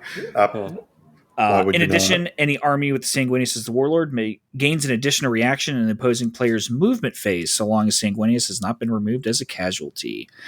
And then Angelic Presence is any friendly units that are locked in combat and have at least one model within 6 inches of Sanguinius, as well as Sanguinius in any unit he has joined, may add +1 to the total number of successful wounds caused for the purposes of resolving which side has won a combat. So he gets a free Vexilla. That's cool. He is the Vexilla. I mean, sure. And it specifies it does not stack with any other rules that increase the result. So that's okay. Right. Gotcha. Which is nice on assault squads that can't take Vexillas normally anyway. So, Very good point. Yes, sir. And then Great Wings. This is a big old block of text, but I'm guessing it's basically just he gets a jump pack that are his wings. Yeah, 14-inch movement. 14-inch movement. Ignores intervening terrain. Still has to take dangerous terrain checks for some reason. He is losing his last one to dangerous terrain. That'd be about how I would roll on that one. Yeah. I do not die today. Trip dead. And he can run when he has his wings. Do most jetpacks, are they mostly not able to run if they use their jetpacks? So we were just talking about this earlier. The same sequence. It's weird. Gotcha. The base core rule in the Age of Darkness rule book is that jump packs or things that have jump packs can't run. Okay, cool, great. And then literally every other specific TM type of jetpack in the game can run. So it's like, okay, so what is this applying to then? But, I think what it is they lose the default run, and they have to use the jetpack run with the extra distance. Run. Gotcha. Yeah. Okay. Sure. It makes sense. It's clunky, but I think it does make sense. But Sanguinius can run 20 inches in a turn now. Shit. Fast, boy. He can't shoot or charge, but he can move 20 inches. Yep. One go. Fast man. All right, I think that's it for him. I think we blew through 485 points. Yeah, 485 Weapon points skill for 8 very is kind of fancy. Weapon skill 8's kind of gross. Mm-hmm. Yeah, you need you have to be, in turn, at least weapon skill 8 to even have a 50-50 chance to hit him. Yeah. Right. So it makes me wonder what some of the big demons are going to look like in terms of stat line and weapon skill. That'll be cool to see. Yeah. I feel like we don't have the time to pull Kabanda's stats and do a comparison. I don't think we do. Not this time. Not this time around. If we have extra time at the end. Nope. Okay. No, I don't think we will. Bonus ode. All right. Next up, we have the Dawnbreaker cohort as an elite choice at 150 points. It's composed of 4 Dawnbreakers and a Dawnbreaker champion. Their stats are as follows, with a movement of 7, weapon skill of 5, ballistic skill, strength, and toughness of 4. They have 2 wounds each. They have initiative of 4, 2 attacks on the Dawnbreakers and 3 for the champion, and a leadership of 8 and 9 respectively, with a 2-up save. Their war gear involves the Falling Star pattern Power Spear, which is a strength +1 AP 3 melee, reach 1, rending 5-up weapon. Oof. They have grenade dischargers, which are which have frag and crack bombs. Which effectively it's a 12-inch grenade launcher. Looks like. Mm-hmm. Yeah. The frag bomb is assault 3 rather than blast 3 inches. Sure. Good point. That's cool. Which is kind of cool if they all have that. Yeah. Let's see. It also includes frag grenades by default, artificer armor. They all have Warhawk jump packs. They have the Blood Angel special rule, Furious Charge 1, and Set the Sky aflame. When a unit composed entirely of models with this special rule is deployed as part of a deep strike assault, Any enemy units within 6 inches of the unit's final position suffer a -1 modifier to their leadership characteristic when taking any pinning tests caused by the Deep Strike Assault. Solid. Yep. Yeah. So one thing I Love noticed, that. these guys do not have crack grenades by default, Just frag grenades. just frag grenades. So I guess you're relying on the +1 strength of the spear, and then your I guess +1 to wound from your Legion Astartes to really deal with anything super tough, right? Sure. the I mean, champion you're can also take a rending on the perdition weapon. 5s. You're right. Yeah, you do have perdition and rending on 5s. Yeah. So Yeah. Sure. I was just worried if they, because I know some units rely heavily on crack grenades to deal with things like strength 6 or above, right? Mhm. Sure. Sometimes. Yeah. So We got a few more options here where they can take up to 5 more Dawnbreakers for 25 points each. Any model unit can exchange its Power Spear for an Equinox Power Blade case. Just the box, not the sword. I was about to say case. Power Blade case. They're like those things with Attack on Titan where they like get their swords out of boxes. That's what it sounds like. So I actually know this. A historical yeah. term for a set of paired swords is a case. Ah, okay. Yeah. Thank you, Michael. interesting. Which makes sense Neat. because you have basically a pair of melee weapons, each with a different profile as listed below. In any given assault phase, the wielder must choose one of the following 2 profiles before making any attacks, and all their attacks in that phase will use the chosen profile and gain the additional attack for using 2 combat weapons. These are power weapons. You have the Sunrise Blade at Strength User AP 3. You gain Melee, Shred, and Sudden Strike 1. Or you can take the Sunset Blade, which is also Strength User AP 3, but instead gain Melee, Rending 5 up, and Sunder. Interesting. I think we talked about this in the previous Sunder. episode, Michael, of just Yeah. being able to have different types of styles or fighting with weapons is really fun. Being able Yeah. to I'm get the glad different they didn't choices. just do like rename lightning claws and be like, yeah, there you go. They made these feel unique and very cool, and I like the idea of seeing just dudes run around with 2 swords like that. That'd be sick, right? Yeah. Yep. We should also mention that the entire unit can take melted bombs for 25 points for the whole unit. And So the that's how they champion- deal with dreadnoughts, Will. There it They is, have right melted there. Yep, no bombs. frag grenades when you can bring melta bombs. Okay. Exactly. And the champion can exchange his Falling Star Power Spear for a power weapon for free or a perdition weapon for 5 points. Sick. So I'm putting the Maul of Perdition on this guy because on the charge he's strength 8. Because he's +2 strength on the Maul of Perdition with Furious Charge. Yep. Yeah. With the Brutal, so it's like, ugh. And, these are the guys you said wound dreadnoughts on too. Yep. That's why they don't need crack grenades. Yeah. Yep. Unfortunately, I just don't feel that the Equinox blades are worth it as a upgrade that you have to pay for. Like if it was a free swap, I'd probably mix some in there. But the spears are just like in last edition when spears still worked like spears where there were different profiles versus whether you charged or not. Whereas now they're just reach rending 5. It's like I kind of just keep the spears on there, honestly. Mm-hmm. The spear is really good. Yeah. Set the sky aflame. Is that the last thing we have to cover, or have we already done that? I'm sorry. That was the -1 leadership to pinning checks that they caused from Deep Strike, which is pretty cool. Yeah. Especially you pair that, your Day of Revelation, you're coming in turn 2. Yeah. If you've got night fighting going on, now that's a -2 to their leadership check for those pinning checks. Like you can stack it up. Mm-hmm. Yeah, these Not guys are bad real at good. all. They are a bargain for what they bring to the table. And these are the dudes who are modeled like they're flying with their jump packs, right? Okay, cool. They're the cool fly looking models, boys too. Candidly, I have never used them because I have never painted them because I can't be bothered to put those spindly little things together. But I have them. I just need to build them and paint them. Sure. But they're real good, objectively speaking. Nice. All right. Next, we have the Crimson Paladins. Who wants to tackle that? I'll do that one. Crimson Paladins at 145 points, another elite slot. They are composed of 2 Crimson Paladins and 1 Crimson Exemplar. These guys have your pretty standard Terminator stat line, movement 6, weapon skill 6, 4s across the board except in wounds, which is 2. 2 attacks on the Paladin, 3 attacks on the Exemplar. Everybody's leadership 10. Hell yeah. Oof. And then, of course, 2 up armor save. Unless I'm mistaken, that's a weapon skill of 5. not 6. Yeah, movement skill, weapon skill, movement 6, weapon skill 5.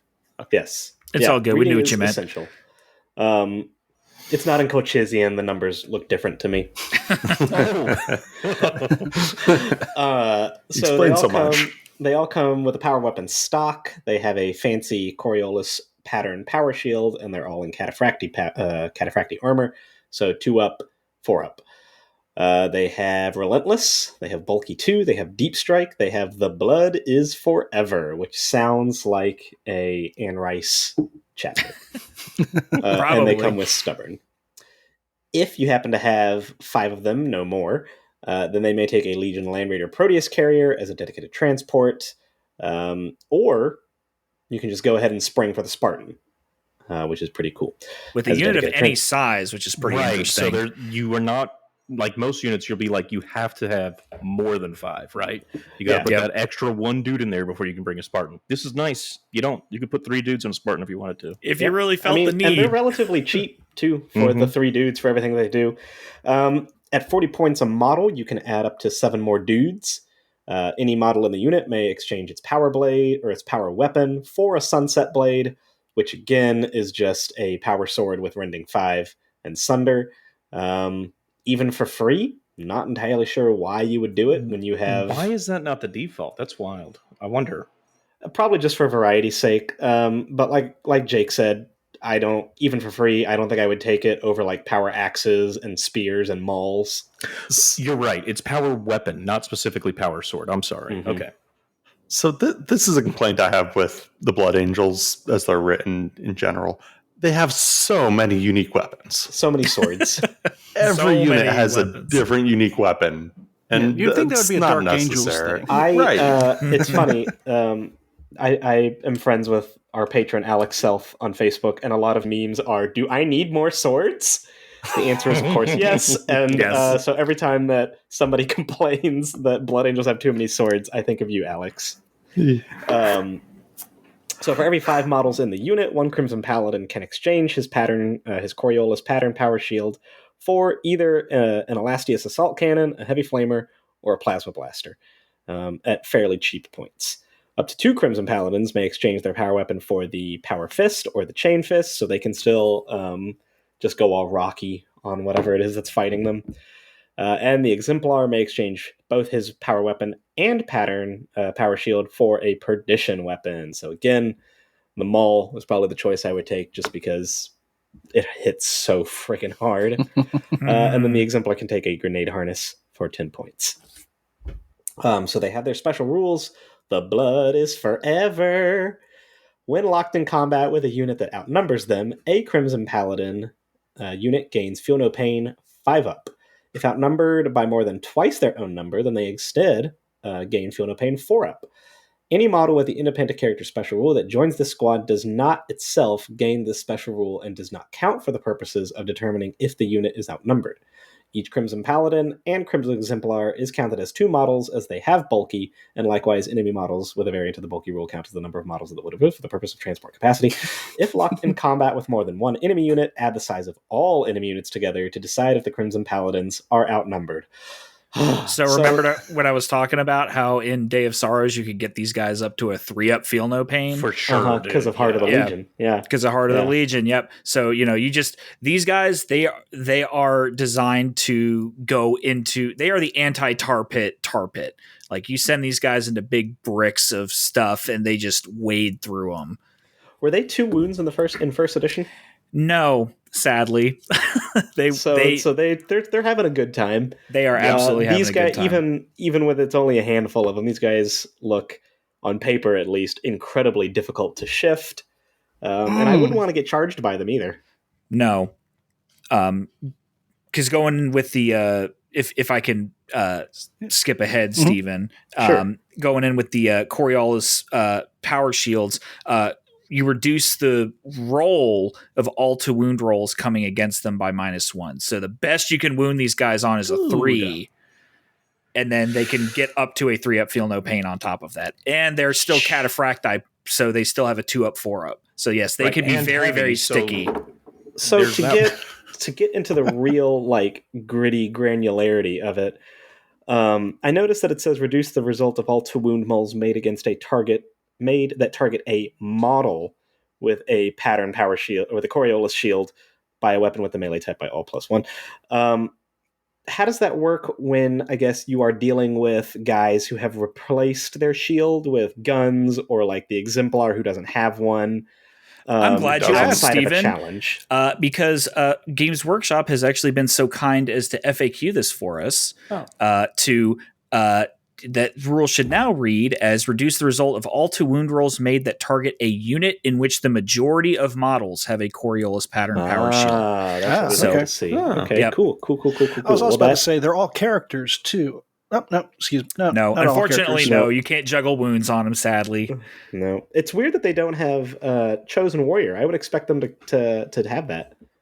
I would also kind of expect the Dawnbreaker Cohort to have it, and they don't have it either. Yep. You'd also expect these guys to have the retinue special rule, but they don't. Or like, the ability to be taken as a retinue. I think they used to.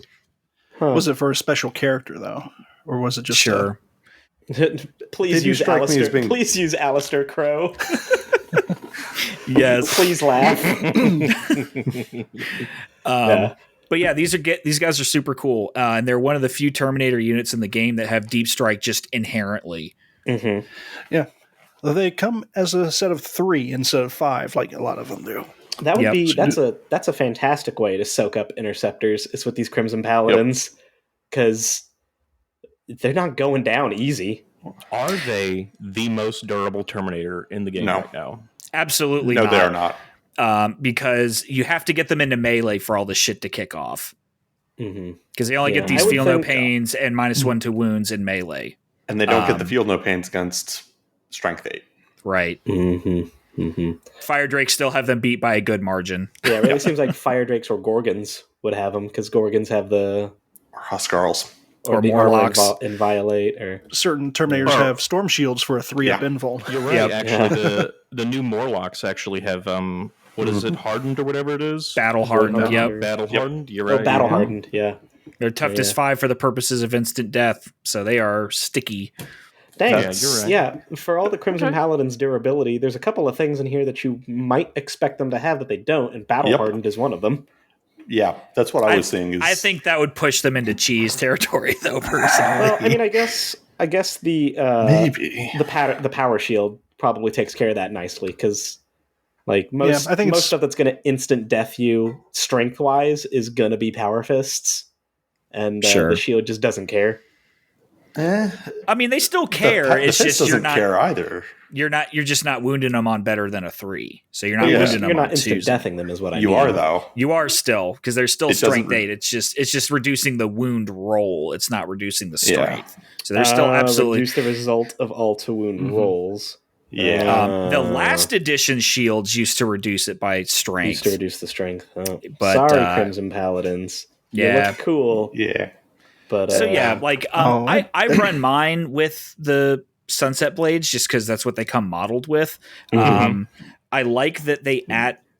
Number one, they can now be a 10-man unit because they could only be a 5-man unit before, and now they can take 2 Power Fists, which you used to have to pay 20 points for a Power Fist on these guys. They did not want you taking Power Fists on them at all, and you could only take 2.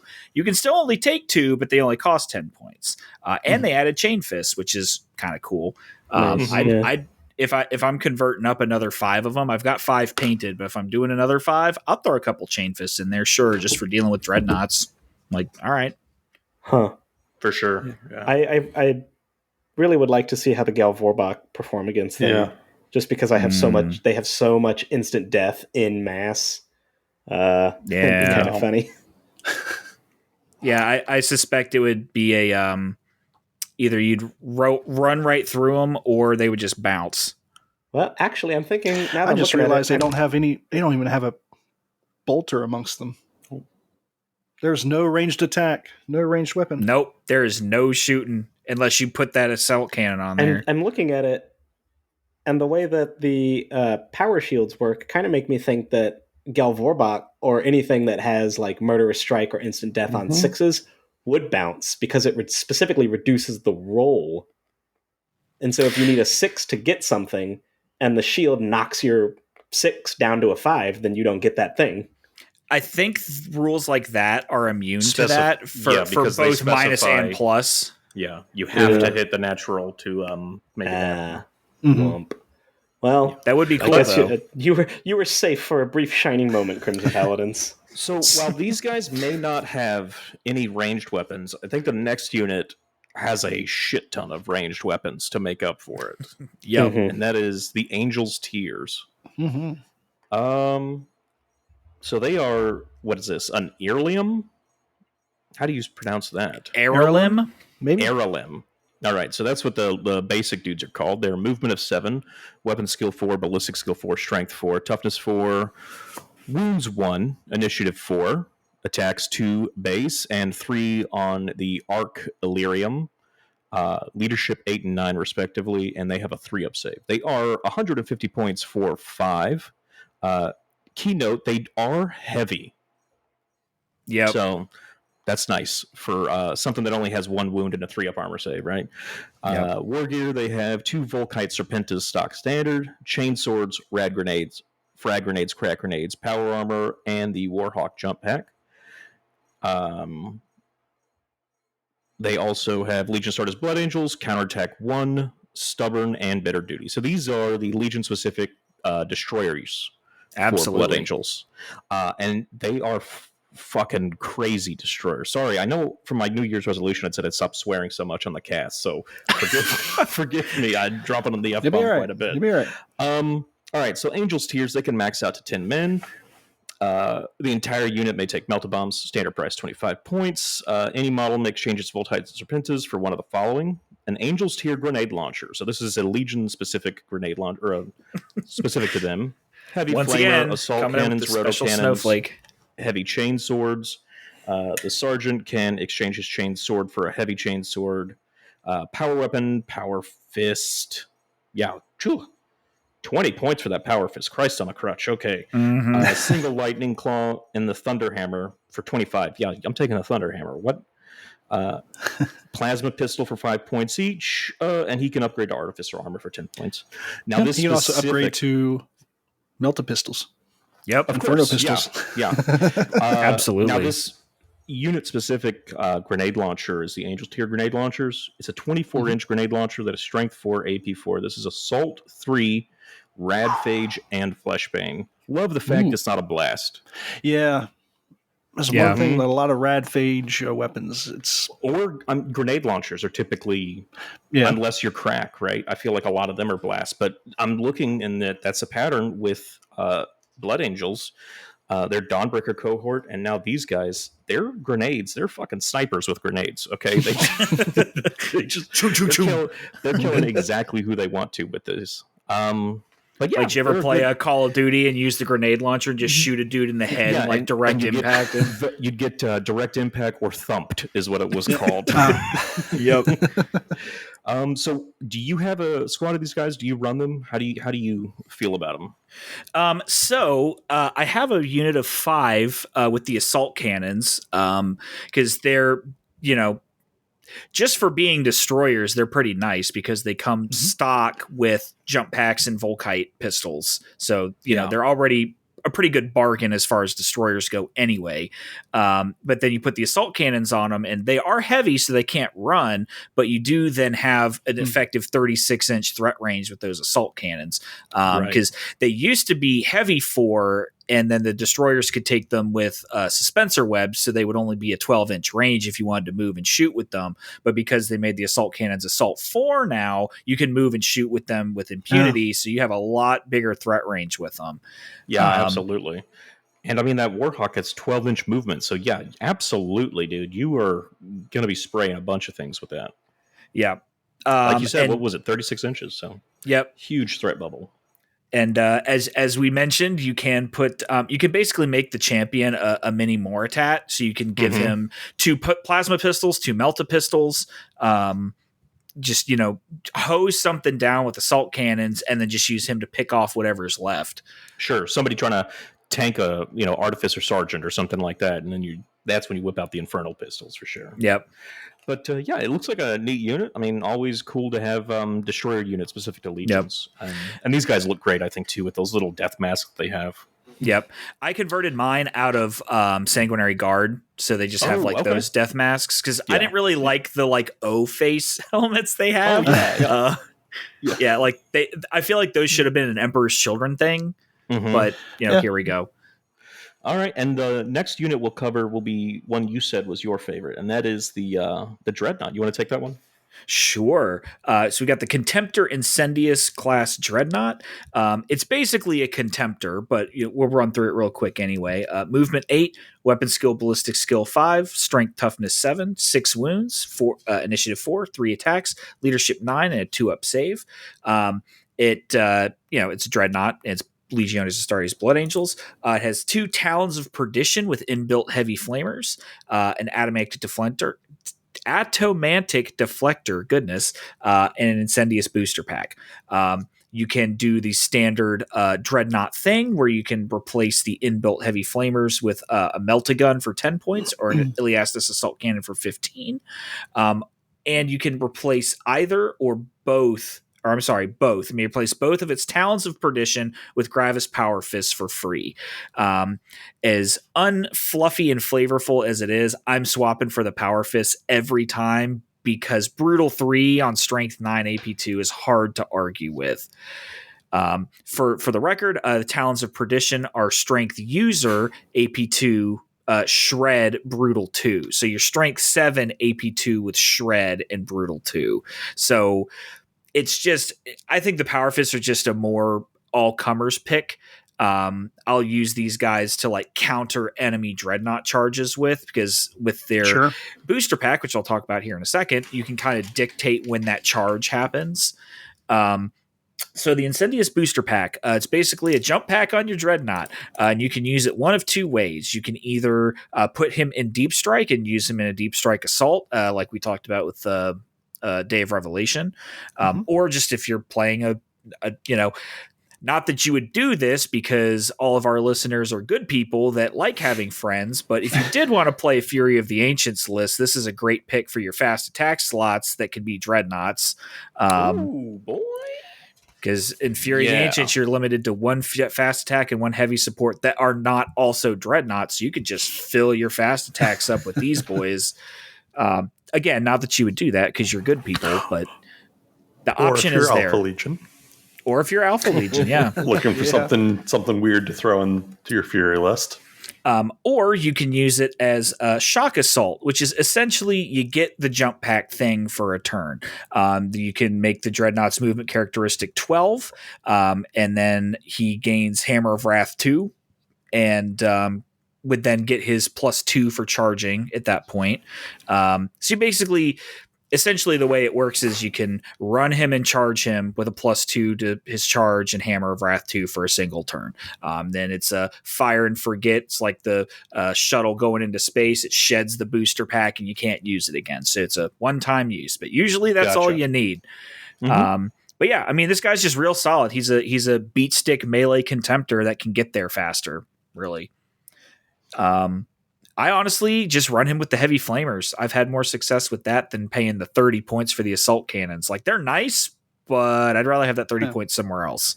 It is interesting. It does specifically mention if you take them for Day of Revelation, they have to be in Deep Strike Assault. They can't do the Shock Assault. So, right. That's kind of interesting.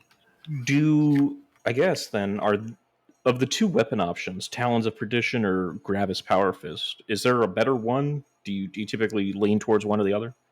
I typically lean towards the fists just because they're better for dueling other Dreadnoughts with. But if you're not in a Dreadnought heavy meta, some paradise utopia somewhere where nobody runs Dreadnoughts, you could use the Talons. I mean, the Talons aren't necessarily bad against Dreadnoughts either, because you're still wounding them on 4s, 3s with your Legiones Astartes with Shred. So it's more consistent wounds, but I just find that the Brutal 3, just getting those wounds through, is just a little bbit better. But yeah, if you send this guy into Terminators and that's the other thing too with the Gravis Fist, you're instant deathing Terminators with the Strength 9. So it's a hard case for the Talon of Perdition because it's only Strength 7. But it's not bad by any stretch. It's just the power fists are kind of better. Gotcha. Okay. Also counts as a Mike- flame weapon too. So I found that a lot of units there's like a resistance to flame, like salamanders and stuff. I haven't seen anything that's like weak against flame yet. Or am I mistaken? I have not either. The Word Bearer's Marigal also has resistance to flame, so not that I would suggest throwing your Incendius into a Marigal, but you could. Yeah. Okay. Do we have the exemplary battle units pulled up so somebody can cover them? I sure do. Okay, cool. Yeah, let's knock those out before we get to characters, I think. Jake, do you want to take the Ophanim? Sure. So the newest and I believe the last exemplary battle units we got were the Blood Angels and Iron Hands with the Death of Canopus. So we've got the Blood Angels Ophanim Court. These guys are like Sanguinius's secret police, basically watching for signs of the Red Thirst in his legion. Okay. They feature heavily in the Primarch novel, if you haven't read that yet. Gotcha. But they're basically like kind of like a mini command squad, but we'll get there. So they're movement 7, weapon skill 5, ballistic skill strength toughness 4, 2 wounds, initiative 4, 3 attacks, leadership 9, and a 2-up save. Comes with 3 of them. They are an HQ choice. They have blades of judgment, bolt pistols, combat shields, frag and crack grenades, and artificer armor. They are infantry. They're not all characters, but they do have chosen warriors. Then the other special rules they have are Shadows of Judgment, the Burning Eyes, Loyalist, and Support Squad. So they can't be your compulsory HQ, sadly. You can take up to 2 additional Ophanim for 40 points, and they can have jump packs for 10 points per model. So flipping over here to their special stuff, they once again have a special Snowflake Blood Angels weapon. The Blade of Judgment is strength +2, AP 3, two-handed, rending 6+, murderous strike 6+. It is almost like the Tyrannic Greatsword. Almost. Yeah. Almost. Does this one count as a flame and power as well? It does not say that, so I do not think so. I think it is just a bog standard power weapon. Gotcha. Let's see. What does the flavor text say? They just say just grim. Known to exist great swords, axes, and glaives, each united in the sole purpose of executing those of Space Marine physiology. So I just think these like big halberds are like big bastard swords. Sounds like they're almost similar to Paragon weapons. Yeah, very similar. Mini Paragon blades. Yep. Shadows of Judgment. So this is a really cool rule for them. In a challenge with a model with the Legiones Astartes faction, so Loyalist or Traitor, a model with this special rule gains a bonus of +1 to their initiative, can re-roll all failed to wound rolls, and gains rending 4+. Damn, they are Space Marine hunters. That's pretty sick. They're character duelists too. Like I'm sorry, that's what I meant. Character hunters, not obviously they're fucking Space Marine hunters. But they were designed to be so from the outset. So they're kind of a no-no. What was his nut about? Yeah. What's his nuts that was like being sanctioned by the Ultramarines for daring to theorize about fighting others? Thiel, yep. It's like, sucks to suck, man. Should have been a Blood Angel. He would have embraced you for that. So then the Burning Eyes, basically, they have retinue. They can be taken as a command squad, which is cool, but at the same time, I feel like these guys are really cool as like their own unit, because then you can have other things join them, like apothecaries. If you take them as a command squad, they can't be joined by apothecaries or tech marines. So if you're going to go hero hammer, sure, why not take your Praetor with a Ophanim unit and put a chaplain and a librarian and Primus Medicae or librarian or something, and just make an absolute beat stick of a unit. Because you can put whatever nasty shit you want on those other characters and let these guys soak those challenges that they clearly want to. Yeah. But yeah, these guys are real cool. Similar to the Huskarls, I noticed that these guys are in the interesting position of being able to be taken as your compulsory HQ, but then not having to be the warlord. Well, they can't be your compulsory HQ because they do have support squad. Oh, So, okay. I missed support squad. Never mind. Yeah. It's a little bit of a sad, but that's all right. Yeah. I mean, it kind of makes sense, though. You can't have your army led by a unit of secret police that nobody knows is there. Who's your boss? I got no fucking clue, man. He wears a trench coat. He's got a big old hat on. I don't know. I've never met the guy. Well, where is he? I don't know. But yeah, these guys are really cool. Yeah, and we we want to roll into characters now. Also, I think we should also mention the Legacies guy, Mr. Judikar Asterkrone. Ah, yes. Yeah. He can be the first character we take on. Oh, he's a Legacies character. Okay. Yeah, on page 63. I figured since we're already kind of on the outside the book. Sure. 155 points, HQ unit. Judikar Asterkrone has movement of 7, weapon skill and ballistic skill of 5, strength and toughness of 4. He has 3 wounds, initiative 5, 3 attacks, leadership 9, and a 2-up save. He has 2 hand flamers, a siphon shard axe, which is strength +1, AP 3, melee, rending 5-up, and duelist edge 1. He has artificer armor, an iron halo, frag grenades, crack grenades, and rad grenades. He has Blood Angel special rule. He is independent character, scout, counterattack 1, the Ghost of Safe, Virtue of Judgment, Bitter Duty, and Loyalist. The Ghost of Safe. The first time Judikar Asterkrone loses his last wound or otherwise removed as a casualty, roll a d6, and on a 4-up he is placed in reserves with a single wound remaining instead of being removed or destroyed. If he enters reserves on or after turn 4, then he may enter play automatically at the start of the controlling player's following turn. I like how you kill him, he's taken off the table and goes into reserves. Usually they just stand right back up. Right, exactly. It's where they interesting. are, only to get fucking punked again, right? Yeah. It's like he jetpacks straight up. He's like, and then comes back down. I gotta get out of here, man. He's got an ejection booster seat on himself.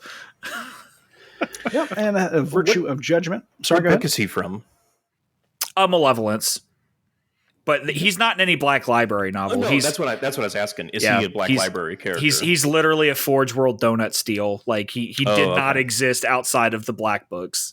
Gotcha. All right. And his last rule, Virtue of Judgment. At the start of battle, once both players have deployed their armies, including any units with the Infiltrator special rule, the controlling player may select D3 enemy units. These units are considered marked for judgment. The Judikar, Blood Angels, Tears, Legion Destroyers, or Legion Mortalis Destroyers with Legionis Astartes Blood Angel special rule in the detachment that Judikar Crone is part of gain the Shred special rule when making attacks with a weapon with the Flame type against units that are marked for judgment, like Perdition Blades. There's your fire buff. That's true. That's true. Yeah. Yep. I hadn't considered the perdition aspect to it, but yep, absolutely. A whole crap ton of blades. Yep. Okay. Or just flamers and heavy flamers. Yeah. I mean, like I said, coming in at 155 points with a looks like not quite Praetor line, more I think definitely Centurion. Mm-hmm. He's only leadership 9. Yeah, with Bitter Duty, I bet he's like a Mortat equivalent, right? Yeah. He's like a flame Mortat equivalent. Mm-hmm. I think he's a real fun character, and I really like that buffing rule. Yeah, I could see making like a allied detachment with him. Oh yeah, like I think Michael and I were talking in one of the chats the other day about like in some future expansion or something, we could see possibly like a destroyer company Rite of War, and he would fit right in there with Blood Angels for sure. Man, that would be sick, dude. Yeah. Unfortunately, this guy is so overshadowed by the next destroyer special character that we're going to talk about that it's kind of silly. Yep. Yeah. Back to the book. All right, Dominion Zephon. He is 185 points, the bringer of sorrow, the exile, the twice-born, exarch of the High Host. We all know him from Siege of Terra and Master Mankind. Pretty cool dude. Zephon has a movement of 7, weapon skill 6, ballistic skill 5, strength, toughness are both 4, wounds is 3, initiative 5, attack 4, leadership 10, and a 2-up save.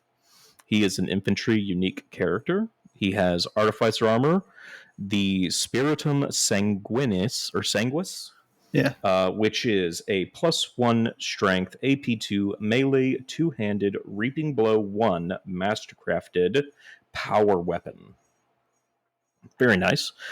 He then has Lament and Grief, which are 2 separate. Now, this is key because when he first came out, they were not 2 separate weapons. They fixed it. Lament and Grief are 2 separate weapons, both counting as full kite, with the identical profiles of 10-inch, strength 5, AP 5, pistol 3, deflagrate, and blind, just to top it off. Oh, yeah, very nasty. Which the blind is just the disrespectful cherry on top. Yeah. He has an Iron Halo, a frag, crack grenades, rag grenades, and melt-a-bombs. He's got, because I mean, even in the books, he had like bandoliers of melt-a-bombs racked around, so your boy Legion is strapped for sure. Warhawk Jump Pack, Legion of Start. All right, so special rules: Legion of Start as Blood Angels, independent character, Relentless. Why would he need that? I don't know.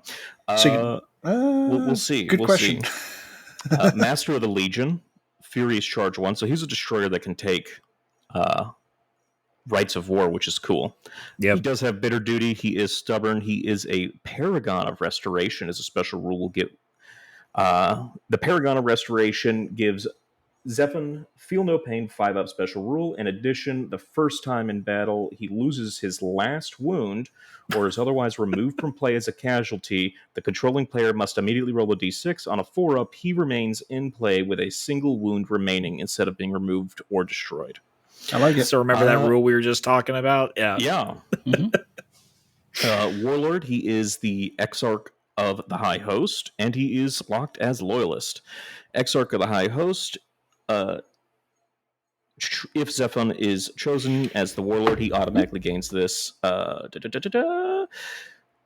If Zephon is the army's Warlord, then Legion Destroyer assault squads may be selected as part of the same HQ choice. So he can basically, and they gain the retinue squad. So he takes a retinue of destroyers, which is pretty sick. And then, let's see, retinue, force order slot, blah, blah, blah, all that. So yeah, it looks like they gain Chosen Warrior. In addition, you get an extra reaction in the opposing player's assault phase if he's not been removed as a casualty. So yeah, I think gaining destroyers as a retinue? What do you guys think? It's pretty cool. It's cool. But I mean, is it better than him just joining destroyers? Well, destroyers are an elite slot, and as someone who likes running destroyers, I commonly have the problem of I run out of slots. Frees up a slot. That in itself, I mean, is worth something. So you can take Blood Angels are very thirsty for their elites choices because you've got the Dawnbreakers, the Crimson Paladins, and the Angels tiers all in elites. Yeah. So having an extra elite slot open is pretty handy. Yeah, so you can take 10 of these guys too as a retinue, which. Yeah, and then you can put all kinds of nasty shit in there, like disintegrators and heavy flamers or toxiferin flamers and shit like that. Yeah, a few Inferno pistols here and there. Yeah, just for flavor. Yep. But he's really cool, man, and I like him in his books. I mean, that he's one of the main characters that I look forward to hearing about. After Master Mankind, I was like, God, I hope they don't just do away, never bring him up again. And I'm glad he's played such a pivotal role in Siege of Terra. So very good. Well, then they tried to Walking Dead Glenn him. They fake out death of got a whole hive dropped on him. Caveat that with spoilers because I don't think everybody's read Siege of Terra stuff yet. Okay, spoilers. Yeah, we're good. We're good. Who wants to cover Master Ralderon? You want to put a bow on a Jake or? Sure, I'd be happy to. Cool. And that is the last unit actually. Is Ralderon. Save the best for last. Kind of. This guy is a bargain and a beat stick. So Chapter Master Raldoron, 180 points. First Captain of the Blood Angels, the Archine of Wisdom, the Tranquil Angel. He is movement and weapon skill 7. Ballistic skill 5, strength 4, toughness 4, 3 wounds, initiative 5, 4 attacks, leadership 10, and a 2-up save. Artificer armor, the Encarmine Warblade, which is strength +1, AP2, master crafted, shred, murderous strike 5+. Combi flamer, because sure. Bolt pistol, iron halo, frag and crack grenades. He's got Legionis Astartes Blood Angels, independent character, relentless, master of the Legion, furious charge 2 for some reason, because 1 was not enough. His warlord trait is the Archine of Wisdom. And this is what makes Raldoron so interesting as an HQ choice. Basically, he can yoink any other loyalist Legio warlord trait that he wants. That's why y'all do. So any other of the loyalist legions that are not specified as traitor only, he can just yoink one of those other warlord traits and use it, and it automatically just kind of swaps over to Legionis Astartes Blood Angels, so it works correctly in the army. Except for the Dark Angels, but that makes sense for the Dark Angels because they interact with the wings and it would not work out with the Blood Angels. Right. Also, I do like how they specified you can't use specific characters' warlord traits. Yes. It's not like you could steal fucking Gilliman's warlord trait. Yeah. Okay. I have 4 main ones that I look at for him. Top amongst them is Solar Marshal, because duh. Making him weapon skill 8 and whatever he's with +1 weapon skill as well is just dumb. It's just dumb. Yeah. And being able to have that floating reaction for his unit is kind of handy to make sure he stays alive and gets where he needs to go. And also it is fluffy. He is a Solar Marshal. He is the essential leader of the Blood Angels at Terra. So it makes sense, even though it is kind of a gamey choice. Raldoron is cool enough that we will let him be an honorary Imperial Fist. He just needs to learn how to shoot his bolter straight. Yeah. I also really like the Raven Guard. I forget what the name of it is, but it's their character dueling one where he gets extra strength and attacks for being in duels with enemy characters. Yeah, that's solid. Getting him up to on the charge potentially if he's in a challenge with the enemy warlord, getting him up to strength 8. Bane of Tyrants, thank you. Getting him potentially up to strength 8 with a bunch of attacks with shredding, murderous strike 5+. Yikes. Yeah. Yikes. It's a Paragon Blade with shred, right? It's a Paragon Blade with shred and 1 better murderous strike and no specialist weapon. Yeah. Okay. Way better. Yeah. And no specialist weapon, so he's getting that extra attack too. Solid. So he's basically base 5 attacks.